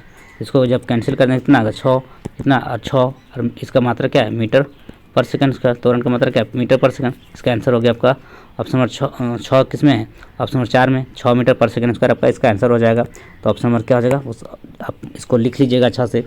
इतना भी हम न्यूमेरिकल बना रहे, इसको आप वीडियो को रोक करके लिख लीजिए, बहुत ही महत्वपूर्ण सभी इंपॉर्टेंट न्यूमेरिकल है। चलिए तो इसका आंसर हो जाएगा ऑप्शन नंबर 4, 6 मीटर पर सेकंड स्क्वायर इसका आंसर हो जाएगा। अब क्वेश्चन नंबर 5 को देखते हैं। क्वेश्चन नंबर 5 आपका है, यदि दो वस्तु ए और बी के द्रव्यमान क्रमशः 6 kg और 34 kg है तो इसका किसका होता है? देखिए द्रव्यमान आपको बताए थे, क्या बताए थे? द्रव्यमान समानुपाती होता है आई का, मास जो है मास डायरेक्ट प्रोपोर्शन टू इनर्शिया होता है। द्रव्यमान जो आपका क्या है? जड़त्व के समानुपाती होता है। द्रव्यमान बढ़ेगा तो जड़त्व भी बढ़ेगा, द्रव्यमान घटेगा तो जड़त्व भी घटेगा। तो यहाँ पर आपका ए का द्रव्यमान कितना है? 6 kg और बी का द्रव्यमान कितना है आपका? 34 kg। किसका द्रव्यमान अधिक होगा? बी का। तो यहाँ पे आंसर क्या हो जाएगा आपका? बी का जड़त्व ए के जड़त्व से अधिक होगा। बी का जड़त्व ए के जड़त्व से अधिक होगा। ऑप्शन नंबर 2 इसका सही हो जाएगा। क्या हो जाएगा? ऑप्शन नंबर 2 सही हो जाएगा, क्योंकि जिसका द्रव्यमान अधिक होगा उसका ही जड़त्व अधिक होता है। ये आपका ये नियम है, संबंध है मोमेंट ऑफ इनर्शिया और आपका मास में। चलिए ऑप्शन नंबर 2 इसका करेक्ट हो जाएगा। चलिए अब नेक्स्ट क्वेश्चन को देखते हैं आपका। अब क्वेश्चन नंबर आपका 6 आपका है। क्वेश्चन नंबर 6 आपका क्या है? यदि किसी वस्तु पर कोई बाह्य बल लग रहा हो तो वस्तु बल की दिशा त्वरित हो जाती है। इस प्रकार उत्पन्न त्वरण वस्तु के क्या होता है? वस्तु पर लगे बल के समानुपाती होता है। ऑप्शन नंबर 1 इसका सही हो जाएगा। ऑप्शन नंबर 1 इसका सही हो जाएगा। क्या हो जाएगा? लगे बल के समानुपाती होता है। यदि किसी वस्तु पर कोई बाह्य बल लग रहा है तो वस्तु बल की दिशा त्वरित हो जाती है। इस प्रकार उत्पन्न त्वरण जो है वो क्या है? बल के समानुपाती। आप जानते हैं कि बल बराबर क्या होता है? ma। क्या होता है? ma। तो क्या होता है? बल जो है आपका क्या समानुपाती होता है? किसका? त्वरण का। बल क्या होता है आपका? बल जो है आपका क्या है? आप जानते हैं कि F जो है क्या? F बराबर क्या होता है? ma। F समानुपाती होता है m, बल द्रव्यमान का समानुपाती होता है, और बल समानुपाती है त्वरण का। बल जो है त्वरण का भी समानुपाती होता है। द्रव्यमान बढ़ेगा तो बल बढ़ेगा, द्रव्यमान घटेगा तो बल घटेगा। त्वरण बढ़ेगा तो त्वरण बढ़ेगा तो बल बढ़ेगा, त्वरण घटेगा तो बल घटेगा। यहाँ पर क्या हो जाएगा? बल जो है त्वरण के समानुपाती होता है। तो यहाँ पे देखिए ये वाला बात यहाँ पे लिखा हुआ है, बल समानुपाती होता है किसका? त्वरण का। तो यहाँ पे आपका लिखा हुआ है उत्पन्न त्वरण किसका समानुपाती होता है? बल के समानुपाती। ऑप्शन नंबर 1 इसका सही हो जाएगा। त्वरण बल के समानुपाती होता है। अब नेक्स्ट क्वेश्चन को देखते हैं आपका। Question number 7। निर्वात में स्वतंत्रतापूर्वक गति करते हुए पिंड जो है आपका क्या होता है? पिंड का क्या होता है? तो निर्वात में स्वतंत्रतापूर्वक गति करते हुए पिंडों का जो त्वरण वह क्या होता है? समान होता है। ऑप्शन नंबर 3 इसका सही हो जाएगा। त्वरण समान होता है। क्या होता है? त्वरण समान होता है। निर्वात में जो फ्री स्पेस में जो गति करता है आपका ऑब्जेक्ट या पिंड, तो वो क्या होता है? उसका त्वरण समान होता है। एक क्या होता है? वो कांस्टेंट होता है। क्या होता है? कांस्टेंट होता है, मतलब वो समान होता है। चलिए अब नेक्स्ट क्वेश्चन को देखते हैं। 8 नंबर क्वेश्चन। 8 नंबर क्वेश्चन आपका 98 न्यूटन के भार के पिंड का द्रव्यमान कितना होगा? देखिए भार बराबर आप जानते हैं कि भार बराबर क्या होता है आपका? भार बराबर क्या होता है? mg। भार बराबर क्या होता है? mg। तो आपका यहाँ पर आपका द्रव्यमान निकालना है, और जी का मान तो जानते हैं 9.8 होता है। तो आपका द्रव्यमान बराबर क्या हो जाएगा आपका? भार बटा जी। भार बटा क्या हो जाएगा? जी। भार बटा क्या हो जाएगा? जी। तो भार कितना है? 98 न्यूटन, और इसका जी का मान कितना? 9.8। तो इसको दशमलव को हटाएंगे, कैंसिल करेंगे, दशमलव को हटाएंगे तो क्या होगा? ऊपर में 10 लगेगा। 98 से 98 कर दिया कितना हो गया? 10। 10 क्या निकल गया? kg। 10 क्या निकल गया? kg, क्योंकि द्रव्यमान है, द्रव्यमान की मात्रा क्या होता है? kg। 10 kg किस में? ऑप्शन नंबर 3 इसका सही हो जाएगा। 10 kg। 98 न्यूटन के भार के पिंड का द्रव्यमान कितना हो जाएगा? 10 kg। ऑप्शन नंबर 3 इसका सही हो जाएगा, 10 kg। अब नेक्स्ट क्वेश्चन को देखते हैं। Question number 9। क्वेश्चन नंबर 9 आपका है, छत पर दौड़ते हुए बालक में किस तरह का ऊर्जा होता है? तो स्थित ऊर्जा भी होगा और गतिज ऊर्जा भी, दोनों। क्योंकि जब छत पे दौड़ रहा है तो वह दौड़ रहा है तो क्या गतिज ऊर्जा है, और छत के ऊपर इसलिए वो स्थित ऊर्जा। तो क्या होगा? छत पर दौड़ते हुए बालक में दोनों तरह का ऊर्जा होता है, स्थित और गतिज दोनों। तो आपका ऑप्शन नंबर 3 सही हो जाएगा। 1 और 2 दोनों, यानी आपका पोटेंशियल एनर्जी भी विद्यमान रहता है और काइनेटिक एनर्जी भी उसमें विद्यमान है, मतलब उसमें दोनों है, यानी आपका स्थिति ऊर्जा और गतिज ऊर्जा दोनों छत पर दौड़ते हुए बालक में। चलिए अब नेक्स्ट क्वेश्चन आपका है, द्रव्यमान m के कण का रेखीय संवेग p, तो इसकी गति ऊर्जा का सूत्र क्या हो जाएगा? p बराबर 2m। आपका ये प्रश्न का डिस्कशन हम पहले ही कर चुके हैं कि इसका ये सूत्र होता है। क्या सूत्र होता है? गति ऊर्जा बराबर, आपको पहले ही आपको ये चीज़ बता दी है, 2 का सूत्र होता है। जब संवेग रहेगा तो क्या होगा? p² बटा 2m। ये आपका सूत्र है। जब संवेग रहेगा, संवेग और द्रव्यमान रहेगा तो p² बटा 2m। और आपका दूसरा सूत्र क्या है? आपका दूसरा सूत्र है काइनेटिक एनर्जी का, यानी गति ऊर्जा का। द्रव्यमान और वेग रहेगा तो क्या होगा 1/2 mv²। ये दोनों सूत्र क्या आएगा ऊर्जा का है। हाफ mv², मास और वेलोसिटी गिवन रहेगा तो हाफ mv² होता है काइनेटिक एनर्जी का फार्मूला, और मोमेंटम और मास रहेगा तो p²/2m, ये आपका काइनेटिक एनर्जी का फार्मूला होता है। तो यहाँ पर आपका मोमेंटम और मास है तो इसके लिए सूत्र हो जाएगा आपका p²/2m, p²/2m, ये आपका काइनेटिक एनर्जी का फार्मूला हुआ। चलिए अब नेक्स्ट क्वेश्चन को देखते हैं। आपका क्वेश्चन नंबर 11, क्वेश्चन नंबर 11 आपका जूल मात्रक है। जूल मात्रक है, किसका मात्रक है? जूल किसका मात्रक है? जूल जो है कार्य ऊर्जा दोनों का मात्रक है। ऑप्शन नंबर 1 इसका सही हो जाएगा। कार्य ऊर्जा का मात्रक क्या है? जूल। कार्य ऊर्जा का मात्रक क्या है? जूल। तो आपका 11 नंबर आपका क्वेश्चन इसका सही हो जाएगा। जूल जो है किसका मात्रक है? कार्य और ऊर्जा दोनों का। चलिए अब नेक्स्ट क्वेश्चन आपका है 12 नंबर क्वेश्चन। 12 नंबर क्वेश्चन आपका किसी काक क्षेत्रफल से 1 सेकंड में गुजरने वाली ध्वनि ऊर्जा को क्या कहते हैं? इसको क्या कहते हैं? तो ध्वनि की तीव्रता। ऑप्शन नंबर 2 इसका सही हो जाएगा, ध्वनि की तीव्रता। किसी काक क्षेत्रफल से 1 सेकंड में गुजरने वाली ध्वनि ऊर्जा को ध्वनि की तीव्रता कहते हैं। ऑप्शन नंबर 2 इसका सही हो जाएगा। सितार का तार खींचने से तार में क्या होता है? अनुप्रस्थ तरंग उत्पन्न होती है कि अनुदैर्ध्य तरंग उत्पन्न होती है, या फिर आपका 13 नंबर क्वेश्चन है तो इसका सही उत्तर होगा आपका अनुप्रस्थ तरंग उत्पन्न होता है। ऑप्शन नंबर 1 इसका सही हो जाएगा। 1 नंबर उसका सही हो जाएगा। क्या हो जाएगा? अनुप्रस्थ तरंग उत्पन्न होती है। सितार का तार खींचने से तार में क्या होता है? अनुप्रस्थ तरंग उत्पन्न। तो ऑप्शन नंबर 1 इसका सही हो जाएगा। सितार का तार खींचने पर अनुप्रस्थ तरंग उत्पन्न होती है। चलिए अब नेक्स्ट क्वेश्चन देखते हैं 14 नंबर क्वेश्चन। 14 नंबर क्वेश्चन आपका क्या है?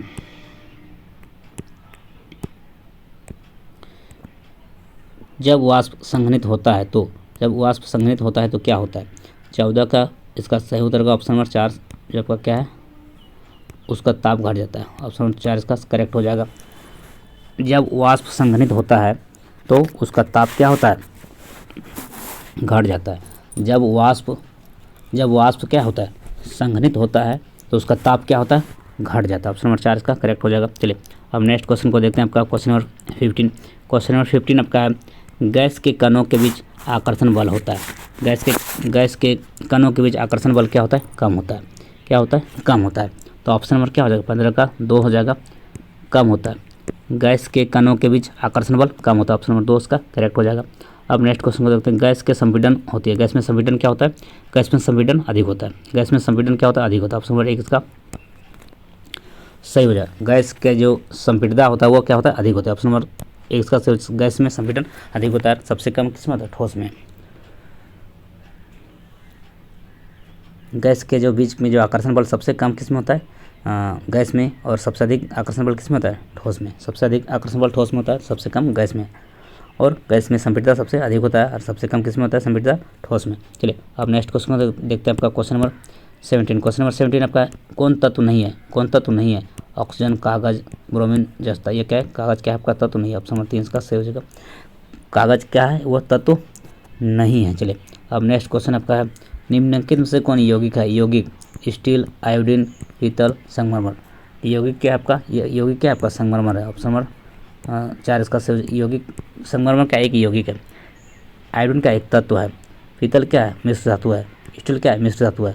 आयोडीन क्या है? तत्व है। और संगमरमर क्या है? यौगिक है। चलिए अब नेक्स्ट क्वेश्चन आपका है निम्नलिखित में से मिश्रणों में कौन सा विलयन है? मिट्टी, वायु, समुद्र का जल, सोडा वाटर।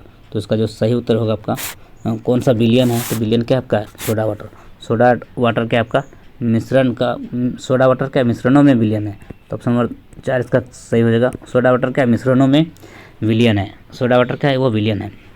अब 1 ग्राम परमाणु बराबर होता है। 1 ग्राम परमाणु बराबर कितना होता है?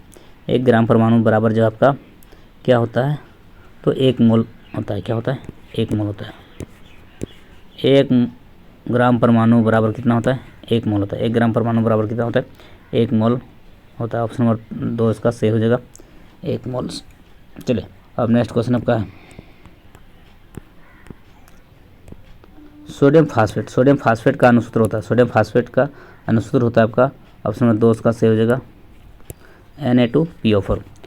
सोडियम फास्फेट का सूत्र होता है, अनुसूत्र होता है Na2PO4। Na2PO4 या सोडियम फास्फेट का अनुसूत्र होता है। चलिए कैथोड किरणों में विद्यमान होता है, कैथोड किरणों में विद्यमान होता है। कैथोड किरणों में क्या विद्यमान होता है, तो आपका 22 का 4 सही हो जाएगा। आपका कैथोड किरणों में आवेश तथा द्रव्यमान दोनों ही विद्यमान होता है, ऑप्शन नंबर 4 का सही हो जाएगा। कैथोड किरणों में आवेश तथा द्रव्यमान दोनों ही विद्यमान होता है, चार्ज एंड मास। चलिए अब नेक्स्ट क्वेश्चन को देखते हैं, क्वेश्चन नंबर 23। क्वेश्चन नंबर 23 आपका है, निम्नांकित में से किसमें न्यूट्रॉन नहीं होता है। न्यूट्रॉन किसमें नहीं होता है, तो हाइड्रोजन में। ऑप्शन नंबर 3 इसका सही हो जाएगा, हाइड्रोजन में न्यूट्रॉन नहीं होता है, हाइड्रोजन में न्यूट्रॉन कण नहीं होता है। तो आपका ऑप्शन नंबर 3 सही हो जाएगा, तो इसका हाइड्रोजन में न्यूट्रॉन नहीं होता है। अब जो आपका 12 नंबर क्वेश्चन है 6C 12 और 6C 14, तो इसमें C क्या है, परमाणु संख्या क्या बराबर है, 6 और 6 दोनों में, क्या हो जाएगा, समस्थानिक होगा। समस्थानिक क्या होता है, जिसमें परमाणु संख्या का बराबर हो परंतु द्रव्यमान संख्या भिन्न भिन्न हो, उसको बोलते हैं समस्थानिक। और समहारिक क्या होता है, जिसमें परमाणु भार बराबर हो और परमाणु संख्या क्या होता हो, भिन्न भिन्न हो। तो यहाँ पे क्या है, परमाणु संख्या बराबर है, दोनों का 6 है, तो दोनों क्या है, समान है, तो ये क्या हो जाएगा, समस्थानिक हो जाएगा। ऑप्शन नंबर 3 इसका सही हो जाएगा, 24 का ऑप्शन नंबर 3। अब नेक्स्ट क्वेश्चन को देखते हैं, आपका 25 नंबर क्वेश्चन। 25 नंबर क्वेश्चन आपका है, किस अवस्था में संपीड़ितता अधिक होती है। संपीड़ितता अधिक किस में होता है, गैस में। अभी हम बताएं, गैस का संपीड़ितता सबसे अधिक होती है, गैस का संपीड़ितता सबसे अधिक होता है। कम किस में होता है, ठोस में, ठोस में कम होता है। और आपका जो आकर्षण बल सबसे कम किस में होता है, सबसे आकर्षण बल जो सबसे कम किस में होता है, तो गैस में सबसे आकर्षण बल कम होता है, और सबसे अधिक आकर्षण बल किस में होता है, ठोस में। और संपीड़ितता सबसे अधिक गैस में। चलिए अब नेक्स्ट क्वेश्चन को देखते हैं, आपका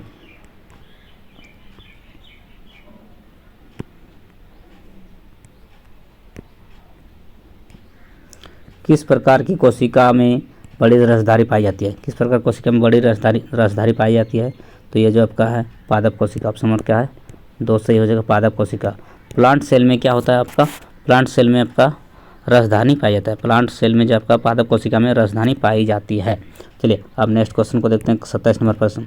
27 नंबर प्रश्न आपका है, कोशिका सिद्धांत का प्रतिपादन किसने किया। कोशिका सिद्धांत का प्रतिपादन किसने किया, स्लाइडन व स्वान। ऑप्शन नंबर 4 इसका सही हो जाएगा, कोशिका सिद्धांत का प्रतिपादन किसने किया, तो स्लाइडन व स्वान। स्लाइडन व स्वान, स्लाइडन व स्वान जो आपका दोनों ने मिलकर कोशिका सिद्धांत का प्रतिपादन किया।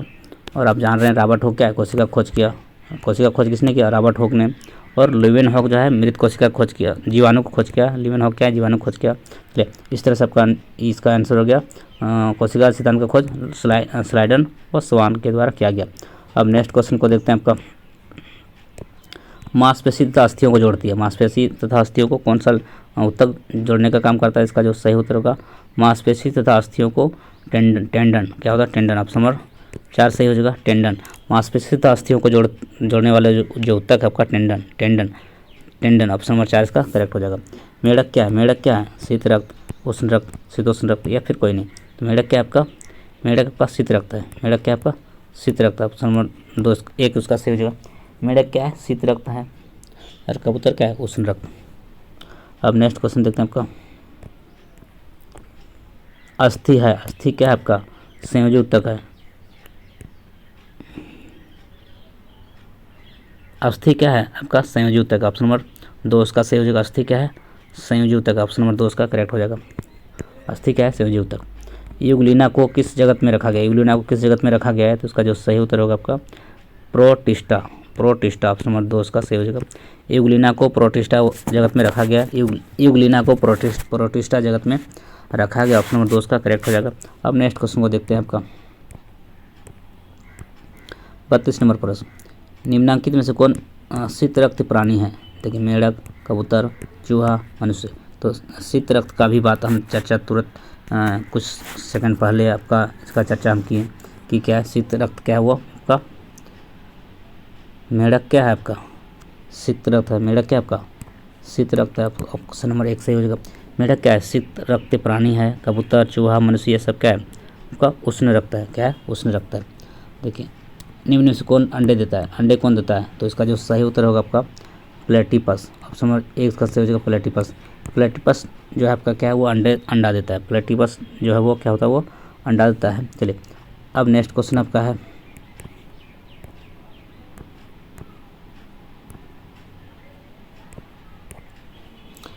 स्कर्वी किसकी कमी से होता है। स्कर्वी रोग किसकी कमी से होता है, विटामिन सी की कमी से। विटामिन सी की कमी से स्कर्वी रोग होता है। विटामिन सी की कमी से स्कर्वी रोग होता है। तो आपका 34 का ऑप्शन नंबर 3 इसका सही हो जाएगा। स्कर्वी रोग जो है किसके कमी से होता है? तो विटामिन सी के कमी से। अब नेक्स्ट क्वेश्चन है 35 नंबर, कौन वायरस उत्पन्न रोग नहीं है? कौन सा जो रोग है वह क्या वायरस से नहीं होता है? तो 35 का उसका उत्तर हो जाएगा आपका टाइफाइड। टाइफाइड जो आपका वायरस से होने वाला रोग नहीं है, टाइफाइड वायरस से नहीं होता, जबकि आपका रेबीज हुआ, मामस हुआ, चिकन पॉक्स, ये सब क्या है वायरस से होने वाला रोग है। टाइफाइड वायरस से उत्पन्न होने वाला रोग नहीं है। ऑप्शन नंबर 3 इसका सही हो जाएगा। चलिए अब नेक्स्ट क्वेश्चन को देखते हैं। 36 नंबर क्वेश्चन। 36 नंबर क्वेश्चन है, किन आयनों के द्वारा जल खारा होता है? किन आयनों के द्वारा जल खारा होता है? तो 36 का क्या हो जाएगा? कैल्शियम। ऑप्शन नंबर 2 सही हो जाएगा, कैल्शियम। क्या हो जाएगा? कैल्शियम। किन आयनों के द्वारा जल खारा होता है? तो आपका कैल्शियम हो जाएगा। 36 का हो जाएगा कैल्शियम। अब नेक्स्ट क्वेश्चन है, ओजोन स्तर। ओजोन स्तर का क्षरण सबसे अधिक किसके कारण होता है? ओजोन स्तर का जो क्षरण सबसे अधिक किसके कारण होता है? तो इसका सही उत्तर होगा आपका 37 का ऑप्शन नंबर 1 सही हो जाएगा, क्लोरोफ्लोरोकार्बन। ओजोन का स्तर का क्षरण सबसे अधिक किसके कारण होता है? तो क्लोरोफ्लोरोकार्बन। ऑप्शन नंबर 1 सही हो जाएगा, CFC कारण जो है वह सबसे अधिक ओजोन स्तर का क्षरण होता है। अब नेक्स्ट क्वेश्चन आपका है 38 नंबर क्वेश्चन। 38 नंबर क्वेश्चन, पृथ्वी पर जीवन किस मंडल में? पृथ्वी पर जीवन जो है किस मंडल पर है? तो आपका जैव मंडल में। किसमें? जैव मंडल में। ऑप्शन नंबर 4 इसका सही हो जाएगा, जैव मंडल। पृथ्वी पर जीवन किस मंडल में है? तो जैव मंडल में। जैव मंडल में दो अस्थियों को जोड़ने वाला उत्तक क्या कहलाता है? जो दो अस्थियों को जोड़ने वाला उत्तक क्या कहलाता है? तो इसका जो सही होगा उसका स्नायु। क्या कहलाता है? स्नायु। ऑप्शन नंबर 1 का सही हो जाएगा। दो अस्थियों को जोड़ने वाला उत्तक स्नायु कहलाता है। क्या कहलाता है? स्नायु कहलाता है। अब जो आपका अब ये आपका सेट 3 का आपका क्या है? लास्ट क्वेश्चन आपका है सेट 3 का लास्ट क्वेश्चन आपका 40 नंबर क्वेश्चन है। लेग हॉर्न नाम है। लेग हॉर्न नाम है किसका है? मुर्गी के प्रजाति का। लेग हॉर्न नाम है किसका? मुर्गी की प्रजाति का। मुर्गी की प्रजाति का नाम है लेग हॉर्न। ऑप्शन नंबर 3 इसका सही हो जाएगा, लेग हॉर्न नाम है मुर्गी की प्रजाति का। चलिए इस तरह से सेट 3 को भी हम लोगों ने कर लिया है। अब आपका सेट 4 को देखेंगे। क्या है? सेट 4 को देखेंगे।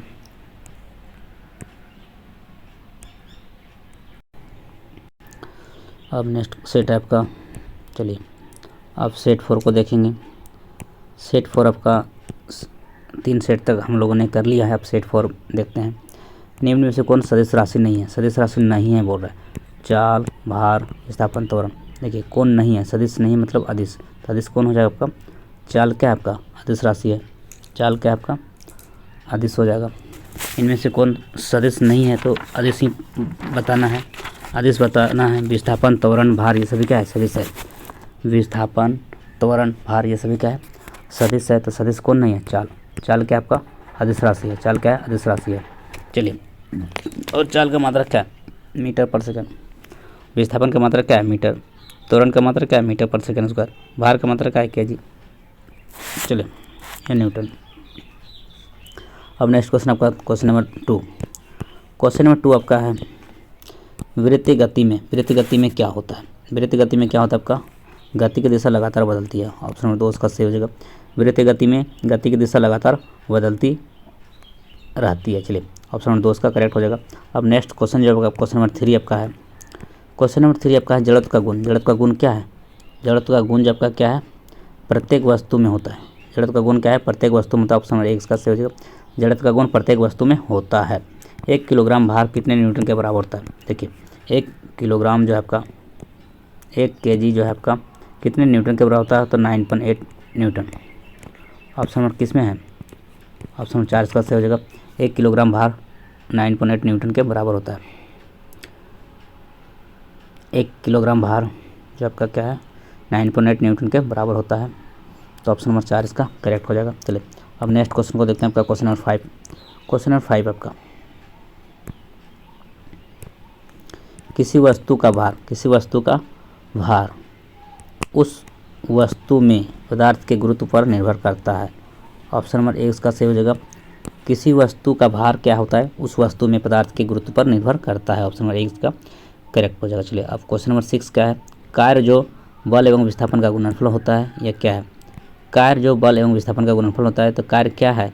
सदिश, अदिश या फिर नौ सदिश। इसमें इसका कार्य क्या है? आपका अदिश राशि। ऑप्शन नंबर 3 इसका सही हो जाएगा। कार्य क्या आपका? अदिश राशि है। कार्य क्या है आपका? अदिश राशि है। कार्य क्या है? अदिश राशि है। बल क्या है? सदिश राशि है। विस्थापन क्या है? विस्थापन भी क्या है आपका? तो कार्य क्या है आपका? कार्य बराबर सूत्र होता है W बराबर क्या होता है? F इंटू डी, बल गुना विस्थापन। कार्य बराबर बल गुना विस्थापन होता है। Work equal to force into displacement. तो कार्य क्या है? एक अदिश राशि है। Scalar quantity. ऑप्शन नंबर 3 इसका करेक्ट हो जाएगा। चलिए अब नेक्स्ट क्वेश्चन को देखते हैं। Question number 7। क्वेश्चन नंबर 7 आपका क्या है? अगर किसी पिंड का वेग आधा कर दिया जाए तो उसकी गतिज ऊर्जा में क्या होता है? तो यह बहुत ही महत्वपूर्ण प्रश्न है। अगर किसी पिंड का वेग आधा कर दिया जाए तो उसका जो गतिज ऊर्जा है वो क्या होता है? चौथाई हो जाती है। ऑप्शन नंबर 3 इसका सही हो जाएगा। क्या हो जाएगा? चौथाई हो जाएगा। देखिए इसके लिए बहुत ही सिंपल इसका लॉजिक है। क्या लॉजिक है? वेग इसका वेग को यदि वो क्या कर देगा? आधा कर देगा। वेग को आधा कर देगा तो क्या हो जाएगा? आप जानते हैं, क्या जानते हैं कि गति ऊर्जा बराबर क्या सूत्र होता है? गति ऊर्जा बराबर क्या होता है? Half mv square. तो वेग को आधा कर देगा, तो वेग को आधा कर देगा क्या होगा? 1/2 हो गया। 1/2 का स्क्वायर कितना होता है? 1/4। इसका आंसर क्या होगा? 1/4। ऑप्शन नंबर 4 इसका सही हो जाएगा। सिंपल है, बहुत ही आसान है याद रखने का तरीका। 1/4 हो जाएगा। वेग को आधा कर देगा क्या होगा? हाफ mv स्क्वायर होता है वेग गति ऊर्जा का सूत्र। तो आप वेग को आधा करेगा तो 1/2 करेगा क्या होगा? इसको स्क्वायर करेंगे क्या होगा? 1/4 हो जाएगा। इस प्रश्न का आंसर हो गया ऑप्शन नंबर 3 से हो जाएगा। ऐसा हो जाएगा 1/4। यदि वो वेग को आधा करेगा तो संवेग में क्या होगा? तो संवेग क्या हो जाएगा? संवेग इसका क्या हो जाएगा? इसका संवेग यदि बोलेगा वेग को आधा करेगा तो वेग को दुगुना कर देगा तो संवेग में क्या? संवेग का रिलेशन क्या होता है? गति ऊर्जा बराबर क्या होता है आपका? p²/2m। तो ये क्या हो जाएगा? गति ऊर्जा क्या हो जाएगा? दुगुना हो जाएगा। चलिए अब नेक्स्ट क्वेश्चन आपका देखते हैं। अब क्वेश्चन नंबर आपका 8। क्वेश्चन नंबर 8 आपका क्या है? किसी वस्तु के संवेग को तिगुना करने पर, देखिए आ गया ना, बात आ गया। तिगुना करने पर उसकी गति ऊर्जा क्या हो जाएगा? देखिए गति ऊर्जा बराबर सूत्र क्या है? अभी आपको जिक्र किए थे 1/2। सॉरी ये तो आपका इसका है ना, इसका होता है संवेग का होता है p²/2m। तो p का मान संवेग को क्या करेगा? संवेग को तिगुना करेगा। तिगुना करेगा तो 3 का स्क्वायर कर दो, कितना हो जाएगा? 9 गुना। क्या हो जाएगा? 9 गुना। तो ऑप्शन नंबर क्या हो जाएगा? 3 इसका सही हो जाएगा। बहुत ही आसान लॉजिक याद रखने का। संवेग को तिगुना करेगा तो p² होता है, तो p² होता है तो p को क्या करो? 3 गुना स्क्वायर कर दो तो 9 हो जाएगा। क्योंकि आप जानते हैं गति ऊर्जा क्या है आपका? गति ऊर्जा समानुपाती होता है इसका संवेग का। संवेग बढ़ेगा तो गति ऊर्जा बढ़ेगा, गति ऊर्जा संवेग घटेगा तो क्या होगा? गति ऊर्जा भी घटेगा। और आपका वेग भी क्या? गति ऊर्जा भी क्या होता है? समानुपाती का वेग का। वेग का भी क्या? समानुपाती। वेग बढ़ेगा तो गति ऊर्जा बढ़ेगा, गति ऊर्जा बढ़ेगा, वेग घटेगा तो गति ऊर्जा भी घटेगा। तो दोनों क्या है? समानुपाती होता है। यहाँ पर क्या p² होता है, इसलिए संवेग को तिगुना किया तो इसका स्क्वायर कर दो, कितना हो जाएगा? 9 हो जाएगा। तो 9 गुना आपका गति ऊर्जा हो जाएगा। ऑप्शन नंबर 3 इसका करेक्ट हो जाएगा। अब नेक्स्ट क्वेश्चन आपका क्वेश्चन नंबर आपका 9। क्वेश्चन नंबर 9 आपका क्या कह रहा है? अनुदैर्ध्य तरंगें। ध्वनि कैसी तरंग है? अनुदैर्ध्य तरंग। ऑप्शन नंबर 1 इसका सही हो जाएगा। ध्वनि क्या आपका? अनुदैर्ध्य तरंग है। ध्वनि क्या है? अनुदैर्ध्य तरंग है। और प्रकाश क्या है? अनुप्रस्थ। प्रकाश क्या है? ये आपका ध्वनि क्या है? अनुदैर्ध्य तरंग है। ध्वनि क्या है आपका? ध्वनि आपका अनुदैर्ध्य है। ध्वनि किस तरह का तरंग है? तो आपका अनुदैर्ध्य तरंग। और प्रकाश क्या है? प्रकाश किस तरह का तरंग है? तो अनुप्रस्थ तरंग। प्रकाश क्या है? अनुप्रस्थ तरंग के उदाहरण है। अब नेक्स्ट क्वेश्चन आपका है, यहाँ पर यह क्वेश्चन भी बहुत अच्छा है। अनुदैर्ध्य तरंग में एक संपीड़न के बाद वाले विरलन के बीच का जो दूरी होता है वो आपका λ/2 होता है। याद रखेंगे। ऑप्शन नंबर 1 इसका सही हो जाएगा। बहुत ही अच्छा प्रश्न है, उसको याद रखेंगे। अनुदैर्ध्य तरंग में एक संपीड़न व जो आपका एक संपीड़न के बाद जो विरलन के बीच जो दूरी होता है वो क्या होता है? एक λ/2। ऑप्शन नंबर 1 इसका सही हो जाएगा। इसको याद रखने चले। अब नेक्स्ट क्वेश्चन आपका है 11 नंबर। दाब का मात्रक क्या होता है? दाब का मात्रक क्या होता है? पास्कल। दाब का ऐसा मात्रक क्या? पास्कल। ऑप्शन नंबर 4 इसका सही हो जाएगा। दाब बराबर क्या होता है? बल बटा क्षेत्रफल। दाब बराबर सूत्र क्या होता है आपका? Force upon area. Force upon area. दाब बराबर होता है बल बटा क्षेत्रफल। उसका मात्रक क्या होता है? पास्कल। ऐसा ही मात्रक पास्कल होता है। और इसका न्यूटन पर मीटर स्क्वायर आपका क्या होता है? आपका इसका सीजीएस मात्रक होता है। चलिए दाब का मात्रक क्या होता है? पास्कल। ऑप्शन नंबर 4 इसका सही हो जाएगा। अब नेक्स्ट क्वेश्चन देखते हैं आपका। इसमें बोल रहा है कौन सा समीकरण सही है? ये जो आपका यहाँ जो समीकरण दिया हुआ है 12 नंबर, इसमें कौन सा समीकरण सही है बोल रहा है? तो ऑप्शन नंबर 1 इसका सही हो जाएगा। v² बराबर u² प्लस 2as। v² बराबर u² प्लस 2as ये आपका समीकरण सही है। तो ऑप्शन नंबर 1 इसका सही हो जाएगा। चलो अब नेक्स्ट क्वेश्चन आपका, पृथ्वी की सतह से ऊपर जाने पर गुरुत्व त्वरण जी का मान क्या होता है? पृथ्वी की सतह से ऊपर जाने पर गुरुत्व त्वरण का मान क्या होता है आपका? घटता है। क्या होता है? घटता है। ऑप्शन नंबर 1 इसका सही हो जाएगा, घटता है। पृथ्वी की सतह से ऊपर जाने पर गुरुत्व त्वरण का मान घटता है। ऑप्शन नंबर 1 इसका करेक्ट हो जाएगा। अब नेक्स्ट क्वेश्चन आपका है क्वेश्चन नंबर 14। क्वेश्चन नंबर 14 आपका क्या, कौन सा पदार्थ है? इसमें से कौन सा पदार्थ है? तो ठंडा पेय, ये आपका 4 नंबर आपका पदार्थ है। 4 नंबर क्या आपका? 14 का 4 ऑप्शन सही हो जाएगा, बाकी ये सब क्या पदार्थ नहीं है। ठंडा पेय यह क्या है? पदार्थ है। चलिए, कौन निश्चित, किसका निश्चित आकार होता है? द्रव में निश्चित कौन निश्चित होता है? द्रव में निश्चित क्या होता है? आकार, घनत्व, वेग, आयतन। तो इसका सही हो जाएगा आयतन। द्रव में आयतन क्या होता है? निश्चित होता है। द्रव में क्या होता है? आयतन निश्चित होता है। चलिए, अब नेक्स्ट क्वेश्चन को देखते हैं आपका क्वेश्चन नंबर 16। क्वेश्चन नंबर 16 आपका क्या है? गैस का द्रव में परिवर्तन कहलाता है। गैस का द्रव में परिवर्तन क्या कहलाता है? तो संघनन कहलाता है। ऑप्शन नंबर 3 इसका सही हो जाएगा। गैस का द्रव में परिवर्तन संघनन कहलाता है। ऑप्शन नंबर 3 इसका सही हो जाएगा। गैस का द्रव में परिवर्तन संघनन कहलाता है। निम्नांकित में से शुद्ध पदार्थ कौन है? शुद्ध पदार्थ कौन है? 17 का सही उत्तर होगा आपका जल। जल क्या आपका एक शुद्ध पदार्थ है? जल क्या है? शुद्ध पदार्थ है। जल क्या है? शुद्ध पदार्थ है। ऑप्शन नंबर 3 इसका सही हो जाएगा। चलिए, अब नेक्स्ट क्वेश्चन आपका है 18 नंबर प्रश्न, अर्धवायु में गीले कपड़े सूखते हैं तो ये किस तरह कैसे सूखते हैं? विलंब से। ऑप्शन नंबर 1 इसका सही, 18 का क्या हो जाएगा? 1 हो जाएगा। अर्धवायु में गीले कपड़े देर से सूखते हैं, मतलब विलंब से सूखते हैं। ऑप्शन 1 इसका सही हो जाएगा। निम्नांकित में से मिश्रणों में से विलयन की पहचान करें। इनमें से निम्नांकित मिश्रणों में विलयन का पहचान करना है, तो इसका जो सही उत्तर होगा समुद्री जल। ऑप्शन नंबर 2 इसका सही हो जाएगा। समुद्री जल क्या है? विलयन है। समुद्री जल क्या है? वो विलयन है। आपका ऑप्शन नंबर 2 इसका सही हो जाएगा। चलिए, अब नेक्स्ट क्वेश्चन आपका है 20 नंबर प्रश्न। 20 नंबर प्रश्न, जल के एक अणु में हाइड्रोजन और ऑक्सीजन का जो भार का अनुपात जो होता है आपका कितना होता है? 1:8। ऑप्शन नंबर 2 इसका सही हो जाएगा। जल के एक अणु में हाइड्रोजन और ऑक्सीजन का भार का अनुपात क्या होता है? 1:8। देखिए, जल का सूत्र क्या होता है? H2O। तो इसका H गुना 2, हाइड्रोजन का जो अनुभार कितना होता है? 2, अनुपात कितना? 16। क्या होता है? 16। तो यहाँ पे 2 का 2 और 2 8 16, तो 1:8 जो है आपका क्या है? जल में H2O, जल में हाइड्रोजन और ऑक्सीजन का अनुपात है, क्योंकि आपका इसी से निकलता है H2O का जो हाइड्रोजन का अनुभार कितना है? 2 और ऑक्सीजन का कितना? 16। तो दोनों को जब आपका सिंपलेस्ट फॉर्म में कर देंगे क्या होगा? 1:8 हो जाएगा। तो 1:8 जो आपका क्या है? इसका अनुपात है किसका? हाइड्रोजन और ऑक्सीजन का। किसमें? जल में, जल के अणु में। नेक्स्ट क्वेश्चन आपका है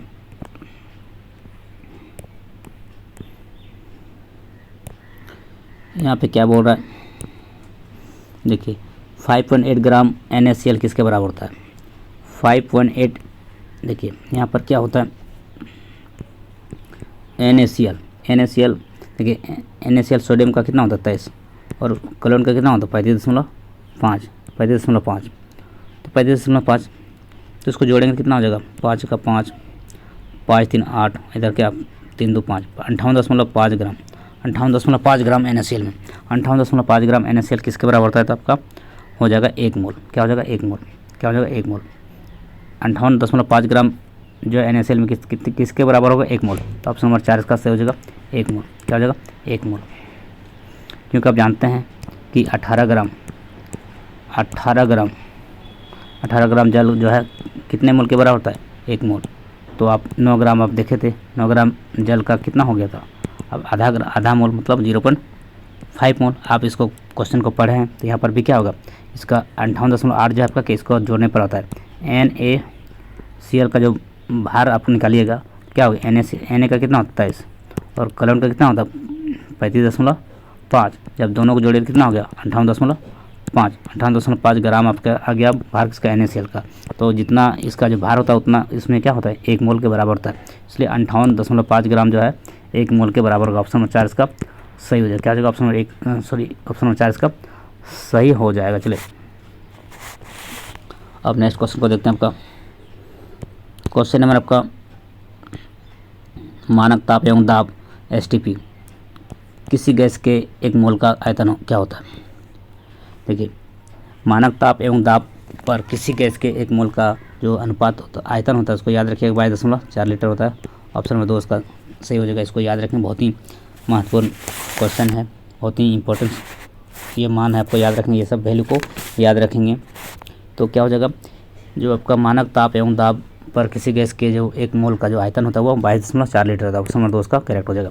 केनाल किरणें किसका किरणपुंज है? केनाल किरणें किसका किरण पुंज है? तो केनाल किरणेज आपका क्या है? आपका प्रोटॉन का वो किरण पुंज है। केनाल किरणें प्रोटॉन किरण का पुंज है। केनाल किरणें क्या है? प्रोटॉन किरण का पुंज है। चलिए ऑप्शन नंबर 1 इसका करेक्ट हो जाएगा। अब नेक्स्ट क्वेश्चन आपका देखते हैं 24 नंबर क्वेश्चन। 24 नंबर क्वेश्चन आपका है किसी तत्व के परमाणु 18 और न्यूट्रॉन 15 है तो उसका द्रव्यमान क्या हो जाएगा? उसको जोड़ेंगे 18 15 कितना 17 34 35। तो आपका ऑप्शन नंबर 1 हो। आप जानते हैं कि परमाणु द्रव्यमान बराबर क्या होता है? परमाणु संख्या और न्यूट्रॉन संख्या को जोड़ने पर क्या होता है? वो दोनों का मान बराबर उतना ही होता है। तो न्यूट्रॉन प्लस प्रोटॉन क्या होता है? परमाणु द्रव्यमान। तो आपका 17 + 18 क्या होगा? 35। ऑप्शन नंबर 1 का सही हो जाएगा 34 का। अब नेक्स्ट क्वेश्चन आपका है बर्फ़ का जो गलनांक होता है वो कितना होता है? बर्फ़ का गलनांक 0 डिग्री होता है। 0 डिग्री का मतलब 273 डिग्री केल्विन। तो आपका ऑप्शन नंबर 2 उसका सही हो जाएगा। बर्फ़ का गलनांक कितना होता है? 0 डिग्री। बर्फ़ का गलनांक कितना होता है? 0 डिग्री सेल्सियस। बर्फ़ का गलनांक कितना होता है? 0 डिग्री सेल्सियस। और 0 डिग्री सेल्सियस का मान कितना होता है? 273 केल्विन के बराबर होता है। तो इसलिए आपका ऑप्शन हो गया ऑप्शन नंबर 2। टेम्परेचर 0 डिग्री होगा तो 273 केल्विन होगा। तो बर्फ़ का गलनांक 0 डिग्री सेल्सियस होता है मतलब 273 केल्विन। ऑप्शन नंबर 2 उसका सही हो जाएगा। तो आपका मात्रक क्या होता है? ऐसा ही मात्रक केल्विन होता है। चलिए अब नेक्स्ट क्वेश्चन आपका 26 नंबर क्वेश्चन तारक काय पाया जाता है। तारक काय पाया जाता है किसमें पाया जाता है? तारक काय जो आपका पाया जाता है कहाँ पाया जाता है? किसमें पाया जाता है? कोशिका द्रव्य में। तारक काय कोशिका द्रव्य में पाया जाता है। ऑप्शन नंबर 1 का सही हो जाएगा। तारक काय कोशिका द्रव्य में पाया जाता है। रंगीन प्लास्टिड को कहते हैं क्या कहते हैं? तो 27 का हो जाएगा आपका 3 सही हो जाएगा क्रोमोप्लास्ट।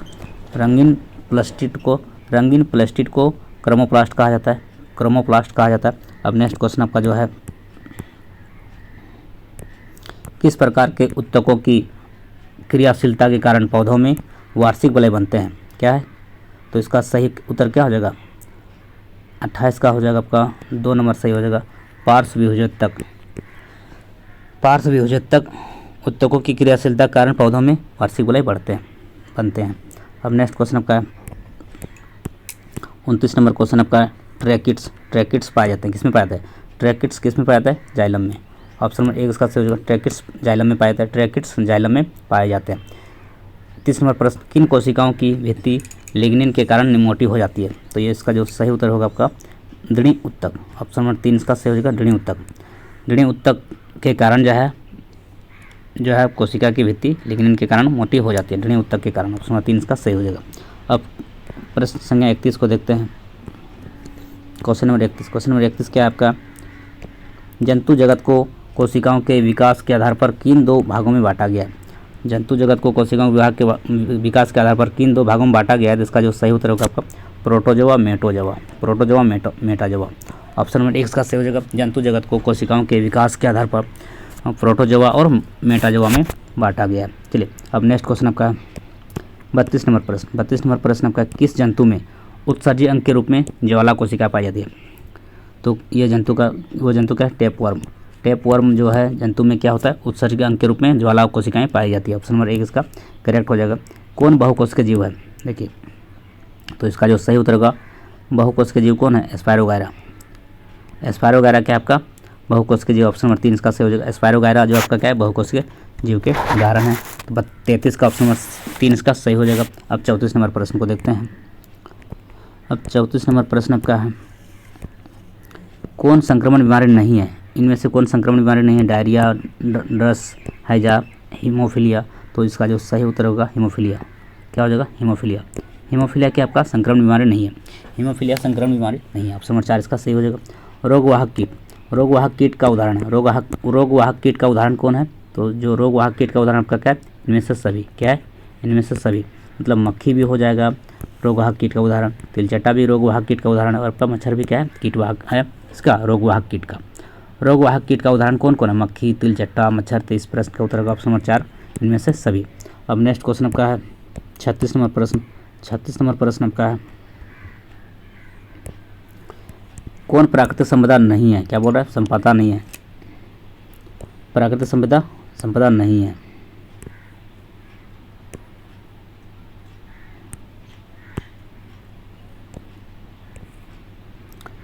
प्राकृतिक संपदा नहीं है तो कौन सा प्राकृतिक संपदा नहीं? खेत, जल, वायु कोयला, तो इसमें नहीं बोल रहा है, तो कौन प्राकृतिक संपदा नहीं है, तो खेत क्या है, प्राकृतिक संपदा नहीं है। ये आपका इसको बनाया जाता है, खेत क्या है, प्राकृतिक संपदा नहीं है, यह कृत्रिम मनुष्य के द्वारा बनाया गया यह है। तो खेत क्या है आपका, प्राकृतिक संपदा नहीं है, जबकि जल, वायु, कोयला ये सभी क्या है, प्राकृतिक संपदा है। चलिए अब नेक्स्ट क्वेश्चन का जो है 37 नंबर क्वेश्चन को देखते हैं। अतिचारण का संबंध है। 37 नंबर क्वेश्चन आपका है अतिचारण का संबंध है। अतिचारण का संबंध किससे है, तो मृदा अपरदन, वर्षा, चट्टानों के अपरदन या जल का जमाव से। तो अतिचारण जब का है, अतिचारण का संबंध किससे है, तो आपका मृदा अपरदन से। किससे है, मृदा अपरदन। ऑप्शन नंबर 1 इसका सही हो जाएगा, मृदा अपरदन। अतिचारण का संबंध किससे, मृदा अपरदन से। ऑप्शन नंबर 1 इसका करेक्ट हो जाएगा। अब 38 नंबर है, किन गैसों के कारण अम्ल वर्षा होती है, किस गैसों के कारण अम्ल वर्षा होती है, इसका सही उत्तर हो जाएगा आपका सल्फर ऑक्साइड। ऑप्शन नंबर 2 इसका सही हो जाएगा, सल्फर डाइऑक्साइड के कारण अम्ल वर्षा होती है। सल्फर ऑक्साइड के कारण अम्ल वर्षा होती है। ऑप्शन नंबर 38 का 2 सही हो जाएगा, सल्फर डाइऑक्साइड। अब नेक्स्ट क्वेश्चन आपका है 39 नंबर क्वेश्चन आपका है इथिलीन डाइब्रोमाइड EDB क्या है। देखिए इथिलीन डाइब्रोमाइड क्या है, EDB क्या है, तो एक धूमक है। क्या है, ये धूमक है।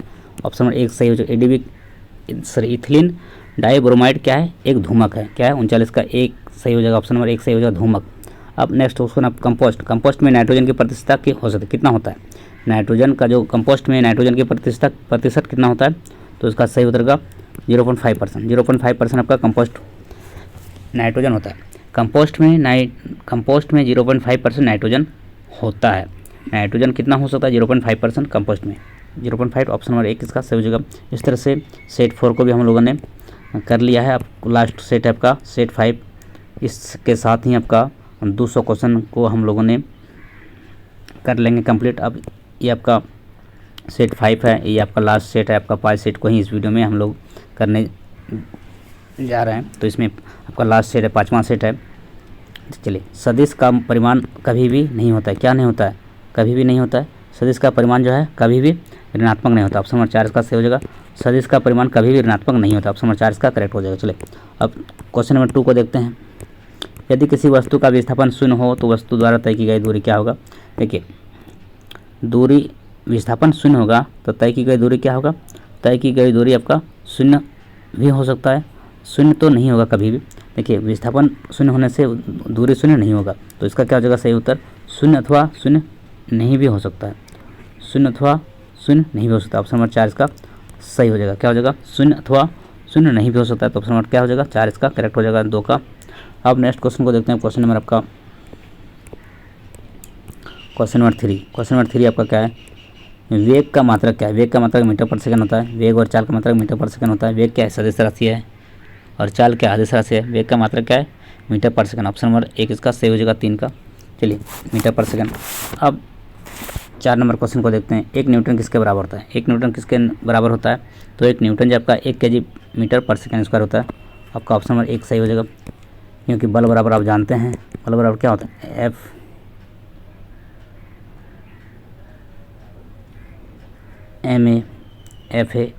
बराबर क्या होता है, ma। m का मात्रक क्या होता है, kg। m का मात्रक क्या, द्रव्यमान का मात्रक kg, त्वरण का मात्रक क्या, मीटर पर सेकेंड स्क्वायर, इसलिए इसी को न्यूटन बोलते हैं। तो 1 न्यूटन बराबर कितना होता है, kg मीटर पर सेकेंड स्क्वायर। 1 kg मीटर पर सेकेंड स्क्वायर। ऑप्शन नंबर 1 इसका सही हो जाएगा, kg मीटर पर सेकेंड। 1 न्यूटन बराबर क्या होता है, 1 kg मीटर पर स्क्वायर के बराबर होता है। 1 न्यूटन बराबर 1 kg मीटर पर सेकेंड स्क्वायर के बराबर होता है। ऑप्शन नंबर 1 इसका करेक्ट हो जाएगा। चलो, क्योंकि सूत्र होता है बल बराबर द्रव्यमान गुना त्वरण। अब नेक्स्ट क्वेश्चन को देखते हैं आपका 5 नंबर क्वेश्चन। 5 नंबर क्वेश्चन, किसी m द्रव्यमान की वस्तु जिसका वेग v है, संवेग क्या होगा। तो इसका सूत्र होता है P बराबर क्या होता है, mv। P बराबर क्या होता है, mv, द्रव्यमान गुना वेग। संवेग बराबर द्रव्यमान गुना वेग, तो ऑप्शन नंबर क्या हो जाएगा 4 सही हो जाएगा, mv। क्या हो जाएगा, mv। 5 का हो जाएगा ऑप्शन नंबर 4 सही हो जाएगा, mv, क्योंकि संवेग बराबर होता है द्रव्यमान गुना वेग। अब नेक्स्ट क्वेश्चन को देखते हैं। Question number 6। क्वेश्चन नंबर 6 आपका है न्यूटन के गुरुत्वाकर्षण के नियम। न्यूटन के गुरुत्वाकर्षण के नियम क्या है, ऑप्शन 1 सही हो जाएगा कि जांच प्रयोगशाला में हो सकती है। न्यूटन के गुरुत्वाकर्षण के नियम की जांच प्रयोगशाला में हो सकती है। न्यूटन के गुरुत्वाकर्षण के नियम की जांच प्रयोगशाला में हो सकती है। ऑप्शन नंबर 1 का करेक्ट हो जाएगा। चलिए अब नेक्स्ट क्वेश्चन आपका है, अब क्वेश्चन नंबर 7। क्वेश्चन नंबर 7 आपका क्या है, 70 kg द्रव्यमान के किसी मनुष्य का चंद्रमा पर भार क्या होगा। 70 kg द्रव्यमान के किसी मनुष्य का चंद्रमा पर भार क्या होगा। तो इसका जो सही उत्तर होगा आपका क्या हो जाएगा, आपका 3 हो जाएगा, 114.3 न्यूटन हो जाएगा। ऑप्शन नंबर 3 इसका करेक्ट हो जाएगा। तो 70 kg द्रव्यमान के किसी मनुष्य का चंद्रमा पर भार कितना होगा, 114.3 न्यूटन। ऑप्शन नंबर 3 इसका करेक्ट हो जाएगा। देखिए ये बनेगा कैसे, 70 kg द्रव्यमान के किसी मनुष्य का चंद्रमा पर भार कितना हो जाएगा, 114.3 न्यूटन हो जाएगा। चलिए इसको बना देते हैं। ये आपका आप जानते हैं कि भार बराबर सूत्र होता है, भार बराबर होता है आपका द्रव्यमान गुना गुरुत्व त्वरण। ठीक है, तो आपका यहाँ पर आपका द्रव्यमान दिया कितना 70 kg, तो गुना क्या गुरुत्व जी का मान कितना 9.8 होता है। तो 9.8 होता है, तो 9.8 होता है, तो उसको आप गुना कीजिएगा, कितना हो जाएगा आपका 70 को गुना करेंगे आपका किससे 9.8 से, 9.8 से तब का हो जाएगा 668। कितना हो जाएगा आपका 686 हो जाएगा, 686 यानी 686 जो आपका हो जाएगा क्या न्यूटन हो जाएगा। क्या हो जाएगा न्यूटन। ये आपका हो जाएगा, देखिए W इक्वल टू फार्मूला होता है m इंटू जी। तो m कितना है 70 kg और g का मान होता है, g का मान आप जानते हैं कि g का मान कितना होता है 9.8, g का मान होता है 9.8 मीटर पर सेकंड स्क्वायर, ये तो आप जानते ही हैं। चलिए तो ये आपको W निकल गया कितना 70 इंटू 9.8, तो हो गया 686। तो ये आपका वेट हो गया आपका कहाँ चंद्रमा पर। देखिए ये आपका पृथ्वी पर, यह हो गया पृथ्वी पर हो गया, यह हो गया आपका 68। तो आपको चंद्रमा पर क्या होता है 1/4 1/6 होता है। जो आपका पृथ्वी का भार से तुलना करेंगे चंद्रमा पर, तो चंद्रमा पर क्या होता है 1/6 हो जाता है। क्या होता है, मान ले जाए आपका पृथ्वी पर आपका कितना है 60 kg का कोई व्यक्ति है, कितना है 60 kg का व्यक्ति है, तो पृथ्वी पर जाकर चंद्रमा पर जाकर कितना हो जाएगा 10 kg हो जाएगा। कितना हो जाएगा 10 न्यूटन का हो जाएगा। इसका भार कितना हो जाएगा 10 kg हो जाएगा। क्यों 10 न्यूटन हो जाएगा, ऐसा इसलिए हो जाएगा क्योंकि वह यहाँ पे 1/6 होता है। क्या होता है चंद्रमा पर जाकर कितना होता है 1/6 हो जाता है। तो 1/6 हो जाता है, तो 60 kg का व्यक्ति चंद्रमा पर कितना हो जाएगा 10 न्यूटन के उसका भार हो जाएगा। कितना हो जाएगा 10 न्यूटन हो जाएगा। तो यहाँ पर 6 को आप भाग करिएगा, 6 आपका ये जो आपका इसको 6 से भाग करिएगा, क्योंकि चंद्रमा की बात कर रहा है। ये तो आपका पृथ्वी में हो गया 686 न्यूटन, लेकिन इसको आप यहाँ पे चंद्रमा पर ले जाइएगा। चंद्रमा पर पूछ रहा है, तो चंद्रमा पर क्या हो गया 1/6 होता है, 6 से क्या होता है भाग होता है, 6 से भाग करना पड़ेगा। 600 कितना हो गया 686 को जब आप भाग कीजिए किससे 6 से, 686 6 से भाग कीजिए तो आ जाएगा आपका 114.3 न्यूटन। आप समझ गए हैं 6 से भाग क्यों करना पड़ा, क्योंकि ये ऐसा होता है कि चंद्रमा पर जाकर 1/6 हो जाता है। क्या होता है 1/6 हो जाता है। जो 60 kg का द्रव्यमान है तो वो चंद्रमा पर वो 10 kg का हो जाएगा, और 600 kg का है तो वो क्या हो जाएगा आपका 6 से भाग करके आपका 100 kg का हो जाएगा। वो इस तरह वो चंद्रमा पर वो होता है, इसलिए आपका 114.3 न्यूटन के बराबर हो जाएगा। 70 kg द्रव्यमान के किसी मनुष्य का चंद्रमा पर भार कितना हो जाएगा 114.3 न्यूटन। कैसे निकालें, W बराबर फार्मूला आपको बताएं। W बराबर फार्मूला क्या होता है mg, और m का मान आपका 70 दिया है, g का मान होता है 9.8, दोनों गुना किया 686 न्यूटन आया। उसको 6 से भाग कर दें क्योंकि चंद्रमा पर पूछ रहा है, तो 6 से भाग होता है 1/6 होता है चंद्रमा पर, तो उसका 6 से भाग करने पर आ गया 114.3 न्यूटन। ऑप्शन नंबर 3 इसका करेक्ट हो जाए। बहुत ही अच्छा प्रश्न है। चलिए अब नेक्स्ट क्वेश्चन को देखते हैं। आपका क्वेश्चन नंबर 8 आपका है, ये भी बहुत महत्वपूर्ण है। वाट किसका मात्रक है, वाट क्या है शक्ति का मात्रक है। ऑप्शन नंबर 3 इसका वाट किसका मात्रक है शक्ति का। कार्य का मात्रक क्या है जूल, ऊर्जा का मात्रक भी क्या होता है जूल। तो वाट किसका मात्रक है, तो वाट आपका शक्ति का मात्रक है। किसका मात्रक है शक्ति का। चलिए तो वाट का मात्रक क्या हो गया शक्ति, सॉरी वाट किसका मात्रक है शक्ति का। ऑप्शन नंबर 3 इसका करेक्ट हो जाएगा। चलिए अब क्वेश्चन नंबर 9 को देखते हैं। क्वेश्चन नंबर 9 आपका क्या है, यहाँ पर बोल रहा है कौन सही है। कार्य बराबर बल गुना समय, ये आपका क्या है गलत है। कार्य बराबर बल गुना समय नहीं होता। कार्य बराबर क्या होता है बल गुना विस्थापन होता है। तो क्या हो जाएगा ऑप्शन नंबर 2 इसका सही हो जाएगा। कार्य बराबर क्या होता है बल गुना विस्थापन, ऑप्शन नंबर 2 इसका करेक्ट हो जाएगा। कार्य बराबर सूत्र क्या होता है बल गुना विस्थापन, इसलिए आप लोग सूत्र वगैरह भी याद रखेंगे। कार्य बराबर क्या हो गया बल गुना विस्थापन, ऑप्शन नंबर 2 इसका करेक्ट हो जाएगा। चलो अब नेक्स्ट क्वेश्चन को देखते हैं। Question number 10। क्वेश्चन नंबर 10 आपका कमानी में संचित ऊर्जा, कमानी में किस तरह का ऊर्जा संचित रहता है। तो स्थिति ऊर्जा, पोटेंशियल एनर्जी संचित होता है? ऑप्शन नंबर 1, कमानी में स्थितिज ऊर्जा संचित होता है। कमानी में संचित ऊर्जा क्या है? स्थितिज ऊर्जा। ऑप्शन नंबर 1 इसका सही हो जाएगा। चलिए अब नेक्स्ट क्वेश्चन आपका देखते हैं। क्वेश्चन नंबर आपका 11। क्वेश्चन नंबर 11 क्या है आपका? ध्वनि तरंग की आवृत्ति 200 हर्ट्ज है, तो आवर्तकाल क्या होगा? देखिए आवर्तकाल का सूत्र होता है 1/n, मतलब आपका आवर्तकाल बराबर 1/आवृत्ति, आवृत्ति 1/आवृत्ति था। आवर्ती को किससे सूचित करते हैं? n से, आवर्तकाल को t से, तो क्या हो गया 1/n। n का मान कितना है? 200 हर्ट्ज। 200 हर्ट्ज तो उसको भाग कीजिए तो कितना हो जाएगा? जब 1 को 200 से भाग कीजिएगा तो क्या हो जाएगा? 0.225। कितना निकलेगा? जब उसको 1 को 200 से भाग करेंगे तब का निकल जाएगा आपका ऑप्शन नंबर क्या हो जाएगा? 1 सही हो जाएगा। 1 को 200 से भाग कीजिए तो आ जाएगा आपका 0.005 सेकेंड, 0.05 सेकेंड। ये आपका अब भाग कर लीजिएगा, बहुत ही आसान है।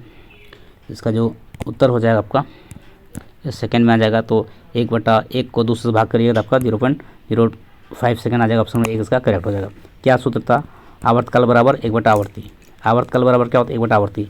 आवर्तकाल किससे सूचित करते हैं? t से, और आवृत्ति को n से, तो 1/n। तो आवर्तिक मात्रा क्या है? समय। आवर्तिक मात्रा क्या है? हर्ज। आवर्तिक मात्रा क्या है? हर्ज, जिसको hz से सूचित करते हैं। आवर्तकाल का मात्रा सेकंड। चलिए इसका निकल गया आपका 0.005 सेकंड। ऑप्शन नंबर 1 इसका करेक्ट हो जाएगा। चलिए अब नेक्स्ट क्वेश्चन को देखते हैं आपका। ये भाग कर लीजिएगा, इसमें तो ये सब चीज़ आपको आता ही है, आप भाग कर लीजिएगा, आपका आंसर आ जाएगा। सूत्र बता दिए, लिख दिए। किस अवस्था में अणुओं की ऊर्जा अधिकतम होती है? देखिए किस ऊर्जा में अणुओं की अवस्था जो है अधिकतम होती है, तो किसमें होता है? अणुओं को ऊर्जा अधिकतम किस में होता है? गैस में। ऑप्शन नंबर 3 इसका सही हो जाएगा। 12 का गैस अवस्था में जो है अणुओं की ऊर्जा सबसे अधिक होता है, सबसे कम किसमें? ठोस में। ठोस में अणुओं की ऊर्जा सबसे कम होता है और गैस में सबसे अधिक होता है। संपीड़ितता भी गैस में सबसे अधिक होता है। कौन कपड़ा गर्मियों के समय अधिक आरामदेह होता है? सूती कपड़ा। ऑप्शन नंबर 3 इसका सही हो जाएगा। सूती कपड़ा जो है गर्मियों के समय अधिक आरामदेह होता है, सूती। ऑप्शन नंबर 3 इसका सही हो जाएगा। चलिए अब नेक्स्ट क्वेश्चन देखते हैं आपका। Question number 14। क्वेश्चन नंबर 14 का है? वह प्रक्रिया जिसमें इत्र की गंध वायु में चारों ओर फैल जाती है। वो प्रक्रिया जिसमें इत्र की गंध वायु में चारों ओर फैल जाती है वो क्या कहलाती है? तो उसको क्या कहते हैं? प्रसरण। ऑप्शन नंबर 2 इसका प्रसरण हो जाएगा। वह प्रक्रिया जिसमें इत्र की गंध जो है वायु में चारों ओर फैल जाती है उसको क्या बोलते हैं? प्रसरण। ऑप्शन नंबर 2 इसका करेक्ट हो जाएगा। चलिए अब नेक्स्ट क्वेश्चन आपका है क्वेश्चन नंबर 15। इनमें से कौन बिलियन है? 15 नंबर क्वेश्चन आपका। इनमें से आपको बिलियन बताना है। तो बिलियन क्या है? लवन बिलियन। ये लवन क्या है? आपका बिलियन है। ऑप्शन नंबर 2 इसका सही हो जाएगा। लवन बिलियन क्या है? आपका बिलियन है। चलिए अब नेक्स्ट क्वेश्चन आपका क्या है? 16 नंबर क्वेश्चन आपका है। निम्नलिखित में से कौन से पदार्थ हैं? पदार्थ बताना है कि इनमें से कौन पदार्थ है। तो इसका जो सही उत्तर होगा आपका वायु क्या है? पदार्थ है। वायु क्या है? पदार्थ है। ऑप्शन नंबर 4 इसका सही हो जाएगा। वायु क्या है? पदार्थ है। वायु क्या है? आपका पदार्थ है। कौन सा रासायनिक परिवर्तन का उदाहरण है? निम्नलिखित में से कौन सा रासायनिक पदार्थ के उदाहरण है रासायनिक परिवर्तन के? तो कोयले का जलना रासायनिक परिवर्तन के उदाहरण है। कोयले का जलना रासायनिक परिवर्तन का उदाहरण है। और जल का उबलना भौतिक परिवर्तन है। जल का वाष्प बनना भौतिक परिवर्तन है। लोहे का पिघलना भी क्या है? भौतिक परिवर्तन है। आप जानते हैं भौतिक परिवर्तन क्या है, रासायनिक परिवर्तन क्या है। आपका जो 2023 का जो वीडियो आपका है अपलोडेड है उसमें सारा चीज़ को एक्सप्लेनेशन किया, उसको भी आप देखिए। क्लास 9 का जो अपलोडेड है 2023 का मॉडल क्वेश्चन पेपर, उसको आप देखिए, इसमें बहुत सारा एक्सप्लेनेशन किया गया है। तो कोयले का जलना क्या आपका रासायनिक परिवर्तन का उदाहरण है। चलिए अब नेक्स्ट क्वेश्चन देखते हैं आपका। 0.5 मोल H2O में द्रव्यमान कितना हो जाएगा? 9 ग्राम हो जाएगा। ये तो रिपीट कर गया। ऑप्शन नंबर 2 का सही हो जाएगा। 18 का क्या हो जाएगा?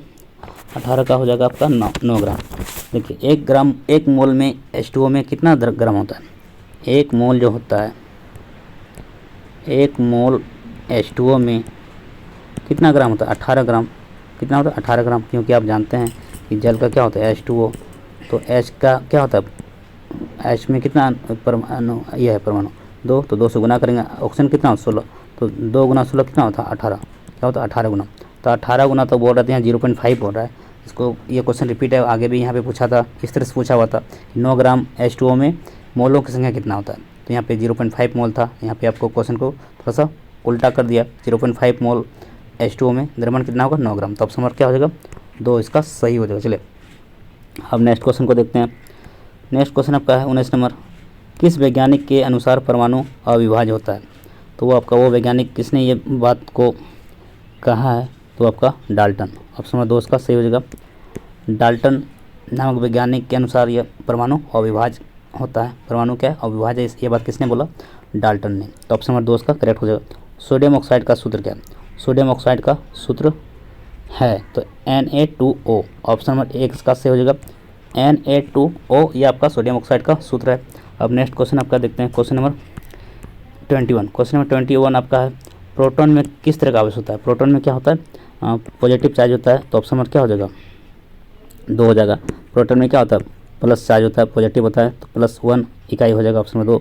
इलेक्ट्रॉन में क्या होता है? माइनस होता है। इलेक्ट्रॉन में क्या होता है? -1 होगा। और न्यूट्रॉन में क्या होता है? 0, उदासीन। तो प्रोटॉन में आपका प्लस चार्ज होता है, पॉजिटिव चार्ज होता है। न्यूट्रॉन में, इलेक्ट्रॉन में क्या होता है? नेगेटिव चार्ज होता है। और न्यूट्रॉन में क्या होता है? उदासीन होता है। अब नेक्स्ट क्वेश्चन आपका देखते हैं, क्वेश्चन नंबर 22। 22 नंबर प्रश्न आपका क्या है? जल का क्वथनांक है। जल का क्वथनांक कितना होता है? जल का क्वथनांक जो आपका क्या है? 100 डिग्री सेल्सियस। जल का क्वथनांक क्या होता है? 100 डिग्री सेल्सियस। ऑप्शन नंबर क्या है? 100 डिग्री सेल्सियस में क्या होता है? जल का बॉइलिंग पॉइंट होता है, वो जल क्या होता है? वाष्प बन के वो उड़ जाता है। तो 100 डिग्री सेल्सियस जल का क्वथनांक पॉइंट है। 100 से अधिक आपका गर्म करने पर क्या होता है? वो वाष्प बनकर वो उड़ जाता है। तो जल का क्वथनांक क्या होता है? 100 डिग्री सेल्सियस। चलिए इसको यदि केल्विन में बोलेंगे तो कितना हो गया? 273 जोड़ देंगे तो कितना हो जाएगा? 373 केल्विन हो जाएगा, क्योंकि 10 डिग्री बराबर कितना होता है? 273 केल्विन होता है। तो केल्विन में बोलेंगे तो 373 केल्विन होगा जल का क्वथनांक, और सेल्सियस में 100 डिग्री सेल्सियस। चलिए अब नेक्स्ट क्वेश्चन आपका 23 नंबर क्वेश्चन को देखते हैं। पदार्थ की किस अवस्था में अंतरानुक बल प्रबलतम होता है? पदार्थ की किस अवस्था में अंतरानुक बल प्रबलतम होता है? तो इसका जो सही उत्तर होगा आपका 23 का क्या हो जाएगा? ठोस। ऑप्शन नंबर 1 हो जाएगा ठोस। पदार्थ की ठोस अवस्था में अंतरानुक बल सबसे अधिक होता है। ठोस का अंतरानुक बल सबसे अधिक होता है और कम क्या होता है? गैस का। ठोस का सबसे अधिक अंतरानुक बल होता है और सबसे कम किस में होता है? गैस में। अब नेक्स्ट क्वेश्चन आपका 24 नंबर। 24 नंबर प्रश्न आपका है, 300 केल्विन ताप। 300 केल्विन ताप जो है कितने सेल्सियस के बराबर होता है? देखिए तो 0 डिग्री सेल्सियस में क्या होता है? 0 डिग्री सेल्सियस में 273 होता है। 273 केल्विन होता है। तो 373 बोला तो क्या है? उसमें से 300 में क्या करेंगे? 273 घटा देंगे। 273 घटा देंगे कितना आ जाएगा? 27 डिग्री सेल्सियस। ऑप्शन नंबर 1 का सही हो जाएगा, क्योंकि 0 डिग्री बराबर 273 होता है। तो 300 केल्विन बोल रहा था, केल्विन से 0 सेल्सियस में जाने के लिए क्या करेंगे? 273 घटाना होता है। तो 300 में से 273 घटाएंगे कितना आएगा? 27 डिग्री सेल्सियस। दोनों बराबर है, वह 0 डिग्री ये सेल्सियस में है 27 डिग्री सेल्सियस और केल्विन में 300 केल्विन ताप होता है। तो आपका ऑप्शन नंबर 1 इसका सही हो जाएगा 24 का 0 डिग्री सेल्सियस। अब नेक्स्ट क्वेश्चन आपका है, इलेक्ट्रॉन सूक्ष्मदर्शी का अधिकतम आवर्धन कितना होता है? तो इसका जो सही उत्तर होगा आपका ये वाला हो जाएगा ऑप्शन नंबर 4, इकाई, दाई, सैकड़ा, हज़ार, 10,000, लाख, मतलब 2 लाख गुना। क्या होता है? 2 लाख गुना होता है। क्या होता है वो? इलेक्ट्रॉन सूक्ष्मदर्शी का अधिकतम आवर्धन कितना होता है? मैग्नीफिकेशन कितना होता है? इलेक्ट्रॉन सूक्ष्मदर्शी का आवर्धन जो है अधिकतम कितना होता है? 2 लाख गुना। 2 लाख गुना। चलिए अब इसका ऑप्शन नंबर 4 सही हो जाएगा। अब नेक्स्ट क्वेश्चन देखते हैं 26 नंबर क्वेश्चन। ट्रैकिया और अंडवाहिनी में पाए जाने वाले उत्तक है। ट्रैकिया और अंडवाहिनी में जो पाया जाने वाला उत्तक है वो क्या है? आपका पक्ष्मल एपिथेलियम है। ऑप्शन नंबर 2 उसका सही हो जाएगा पक्ष्मल एपिथेलियम। ट्रैकिया और अंडवाहिनी में पाए जाने वाले उत्तक क्या है? पक्ष्मल एपिथेलियम। अब नेक्स्ट क्वेश्चन आपका कॉर्क कैम्बियम का उदाहरण है। कॉर्क कैम्बियम किसका उदाहरण है? तो इसका सही उत्तर होगा पार्श्व विभोजक। ऑप्शन नंबर 1 इसका सही हो जाएगा पार्श्व विभोजक। कॉर्क कैम्बियम किसका उदाहरण है? पार्श्व विभोजक। चलिए अब नेक्स्ट क्वेश्चन देखते हैं आपका क्वेश्चन नंबर 28। क्वेश्चन नंबर 28 आपका है, नेलिडा में पाए जाने वाला उत्सर्जित तंत्र। नेलिडा में पाए जाने वाले उत्सर्जित तंत्र को क्या कहते हैं? तो इसका सही उत्तर होगा 28 का 29 नंबर क्वेश्चन है ना, 28 का सही उत्तर होगा नेफ्रिडिया। ऑप्शन नंबर 2 सही हो जाएगा। नेलिडा में पाए जाने वाले उत्सर्जित तंत्र को क्या कहते हैं? नेफ्रिडिया। नेलिडा में पाए जाने वाले उत्सर्जित तंत्र को नेफ्रिडिया कहते हैं। ऑप्शन नंबर 2 उसका करेक्ट हो जाएगा। अब नेक्स्ट क्वेश्चन आपका 29 नंबर क्वेश्चन आपका 29 नंबर क्वेश्चन, किन मछलियों के गीलों पर ऑपरकुलम नहीं पाया जाता है? ऑपरकुलम किस मछली में नहीं पाया जाता है? जो मछली का जो गिल होता है उसमें ऑपरकुलम नहीं पाया जाता है, तो वो मछली का नाम क्या है? कार्टिलेज मछलियाँ। ऑप्शन नंबर 1 इसका सही हो जाएगा। कार्टिलेज मछलियाँ के गीलों में ऑपरकुलम नहीं पाया जाता है। कार्टिलेज मछलियों के गीलों में ओपर्कुलम नहीं पाया जाता है। अब नेक्स्ट 30 नंबर क्वेश्चन, वर्गीकरण की इकाई क्या है? वर्गीकरण की इकाई क्या है? तो इसका सही उत्तर होगा स्पीसीज। ऑप्शन नंबर 1 सही हो जाएगा स्पीसीज। वर्गीकरण की इकाई क्या है? स्पीसीज। चलिए अब नेक्स्ट क्वेश्चन आपका 31 नंबर, निद्रा रोग उत्पन्न करता है, निद्रा रोग उत्पन्न करता है ट्रिप्नोसोमा। ऑप्शन नंबर 1 इसका सही हो जाएगा ट्रिप्नोसोमा जो है आपका निद्रा रोग को उत्पन्न करता है। निद्रा रोग उत्पन्न करने वाला कारक क्या है? ट्रिप्नोसोमा। अब नेक्स्ट क्वेश्चन नंबर 32 नंबर, वायुमंडल में कार्बन डाइऑक्साइड के बढ़ने का संबंध जो है आपका किससे है? तो इसका संबंध है आपका समुद्र तल के उठने से। ऑप्शन नंबर 1 सही हो जाएगा समुद्र तल के उठने से। वायुमंडल में कार्बन डाइऑक्साइड के बढ़ने का संबंध है समुद्र तल के उठने से। ऑप्शन नंबर 1 इसका करेक्ट हो जाएगा। अब नेक्स्ट क्वेश्चन आपका 33 नंबर क्वेश्चन, निम्नलिखित में से कौन पराबैंगनी किरणों को पृथ्वी तल पर आने से रोकता है? तो इसका सही उत्तर क्या हो जाएगा आपका? ओजोन। ओजोन, जिसका ओजोन का एक गैस है, इसका सूत्र क्या होता है? O3। तो ओजोन जो है आपका क्या है? पराबैंगनी किरणों को पृथ्वी तल पर आने से रोकता है। आपका ऑप्शन नंबर 4 इसका करेक्ट हो जाएगा। अब नेक्स्ट क्वेश्चन आपका 34 नंबर क्वेश्चन, मिट्टी में सबसे अधिक कौन सा तत्व पाया जाता है? तो सबसे अधिक जो तत्व पाया जाता है वो कौन सा है? तो इसका सही उत्तर होगा सिलिकॉन। क्या है आपका? सिलिकॉन। ऑप्शन नंबर 1 इसका सही हो जाएगा। मिट्टी में सबसे अधिक कौन सा तत्व पाया जाता है? सिलिकॉन, जिसका सूत्र क्या है? SI। इसका संकेत क्या है? SI। सिलिकॉन का संकेत क्या है? SI। वो क्या है? मिट्टी में सबसे अधिक पाया जाता है सिलिकॉन। और कैल्शियम का संकेत क्या होता है? Ca। मैग्नीशियम का संकेत क्या होता है? Mg। और पोटेशियम का संकेत क्या होता है? K। चलिए अब नेक्स्ट क्वेश्चन आप देखते हैं 35 नंबर क्वेश्चन क्या है आपका? दूध के उत्पादन में क्रांतिकारी वृद्धि को क्या कहते हैं? दूध के उत्पादन में क्रांतिकारी जो वृद्धि होता है उसको क्या कहते हैं? तो इसको कहते हैं आपका श्वेत क्रांति। क्या कहते हैं? श्वेत क्रांति। ऑप्शन नंबर 3 इसका सही हो जाएगा। दूध के उत्पादन में क्रांतिकारी वृद्धि को कहते हैं श्वेत क्रांति, व्हाइट रिवॉल्यूशन। ऑप्शन नंबर 3 इसका सही हो जाएगा। दूध के उत्पादन में क्रांतिकारी वृद्धि को श्वेत क्रांति कहते हैं, व्हाइट रिवॉल्यूशन। दूध के उत्पादन में जो क्रांतिकारी वृद्धि होता है उसको श्वेत क्रांति कहते हैं। 35 का हो जाएगा ऑप्शन नंबर 3 हो जाएगा श्वेत क्रांति। अब नेक्स्ट क्वेश्चन आपका देखते हैं 36 नंबर क्वेश्चन,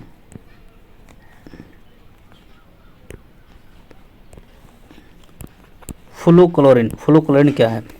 फ्लूक्लोरीन क्या है? तो ये आपका एक खरपतवार नाशक है। फ्लूक्लोरीन क्या है आपका? ऑप्शन नंबर 3 सही हो जाएगा इसका। फ्लूक्लोरीन एक खरपतवार नाशक है। फ्लूक्लोरीन क्या है? एक खरपतवार नाशक है। ऑप्शन नंबर 3 इसका सही हो जाएगा। सल्की या सल्काब एपिथेलियम का प्रमुख कार्य क्या है? सल्की या सल्काब एपिथेलियम का प्रमुख कार्य क्या है? तो उसका प्रमुख कार्य क्या है आपका? सुरक्षा करना। क्या है? सुरक्षा करना इसका प्रमुख कार्य। ऑप्शन नंबर 3 इसका सही हो जाएगा। सल्की या सल्काब एपिथेलियम का प्रमुख कार्य क्या है? सुरक्षा करना। ऑप्शन नंबर 3 इसका करेक्ट हो जाएगा। चलिए अब नेक्स्ट क्वेश्चन आपका 38 नंबर क्वेश्चन। 38 नंबर क्वेश्चन आपका, इनमें से किस सरीसृप के हृदय में 4 कक्ष होते हैं? देखिए जो कौन सा सरीसृप है जो के हृदय में 4 कक्ष होते हैं? 4 चैम्बर जो होता है वो क्या है? मगरमच्छ। क्या हो जाएगा? मगरमच्छ। ऑप्शन नंबर क्या हो जाएगा? 4 से हो जाएगा। मगरमच्छ के हृदय में 4 कक्ष होते हैं, 4 चैम्बर होता है। मगरमच्छ जो है क्रोकोडाइल जो है उसके हार्ट में कितना चैम्बर होता है? 4। ऑप्शन नंबर क्या हो जाएगा? 4 इसका सही हो जाएगा। चलिए अब नेक्स्ट क्वेश्चन देखते हैं आपका, मनुष्य के हार्ट में भी 4 चैम्बर होता है। चलिए अब नेक्स्ट क्वेश्चन देखते हैं आपका, भारत में किस क्रांति के कारण भोजन उत्पादन में कई गुना वृद्धि हुई है? तो यह आपका क्या है? 39 का हो जाएगा हरित क्रांति।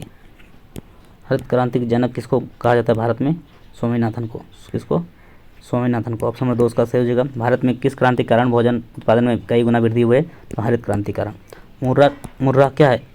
यह एक किस प्रकार का यह है? मुर्रा क्या है? भैंस की प्रजाति का नाम है। ऑप्शन नंबर 2 का सही हो जाएगा। मुर्रा क्या है आपका?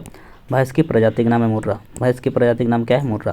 तो इस तरह से हम लोगों ने इस वीडियो में इस वीडियो में हम लोगों ने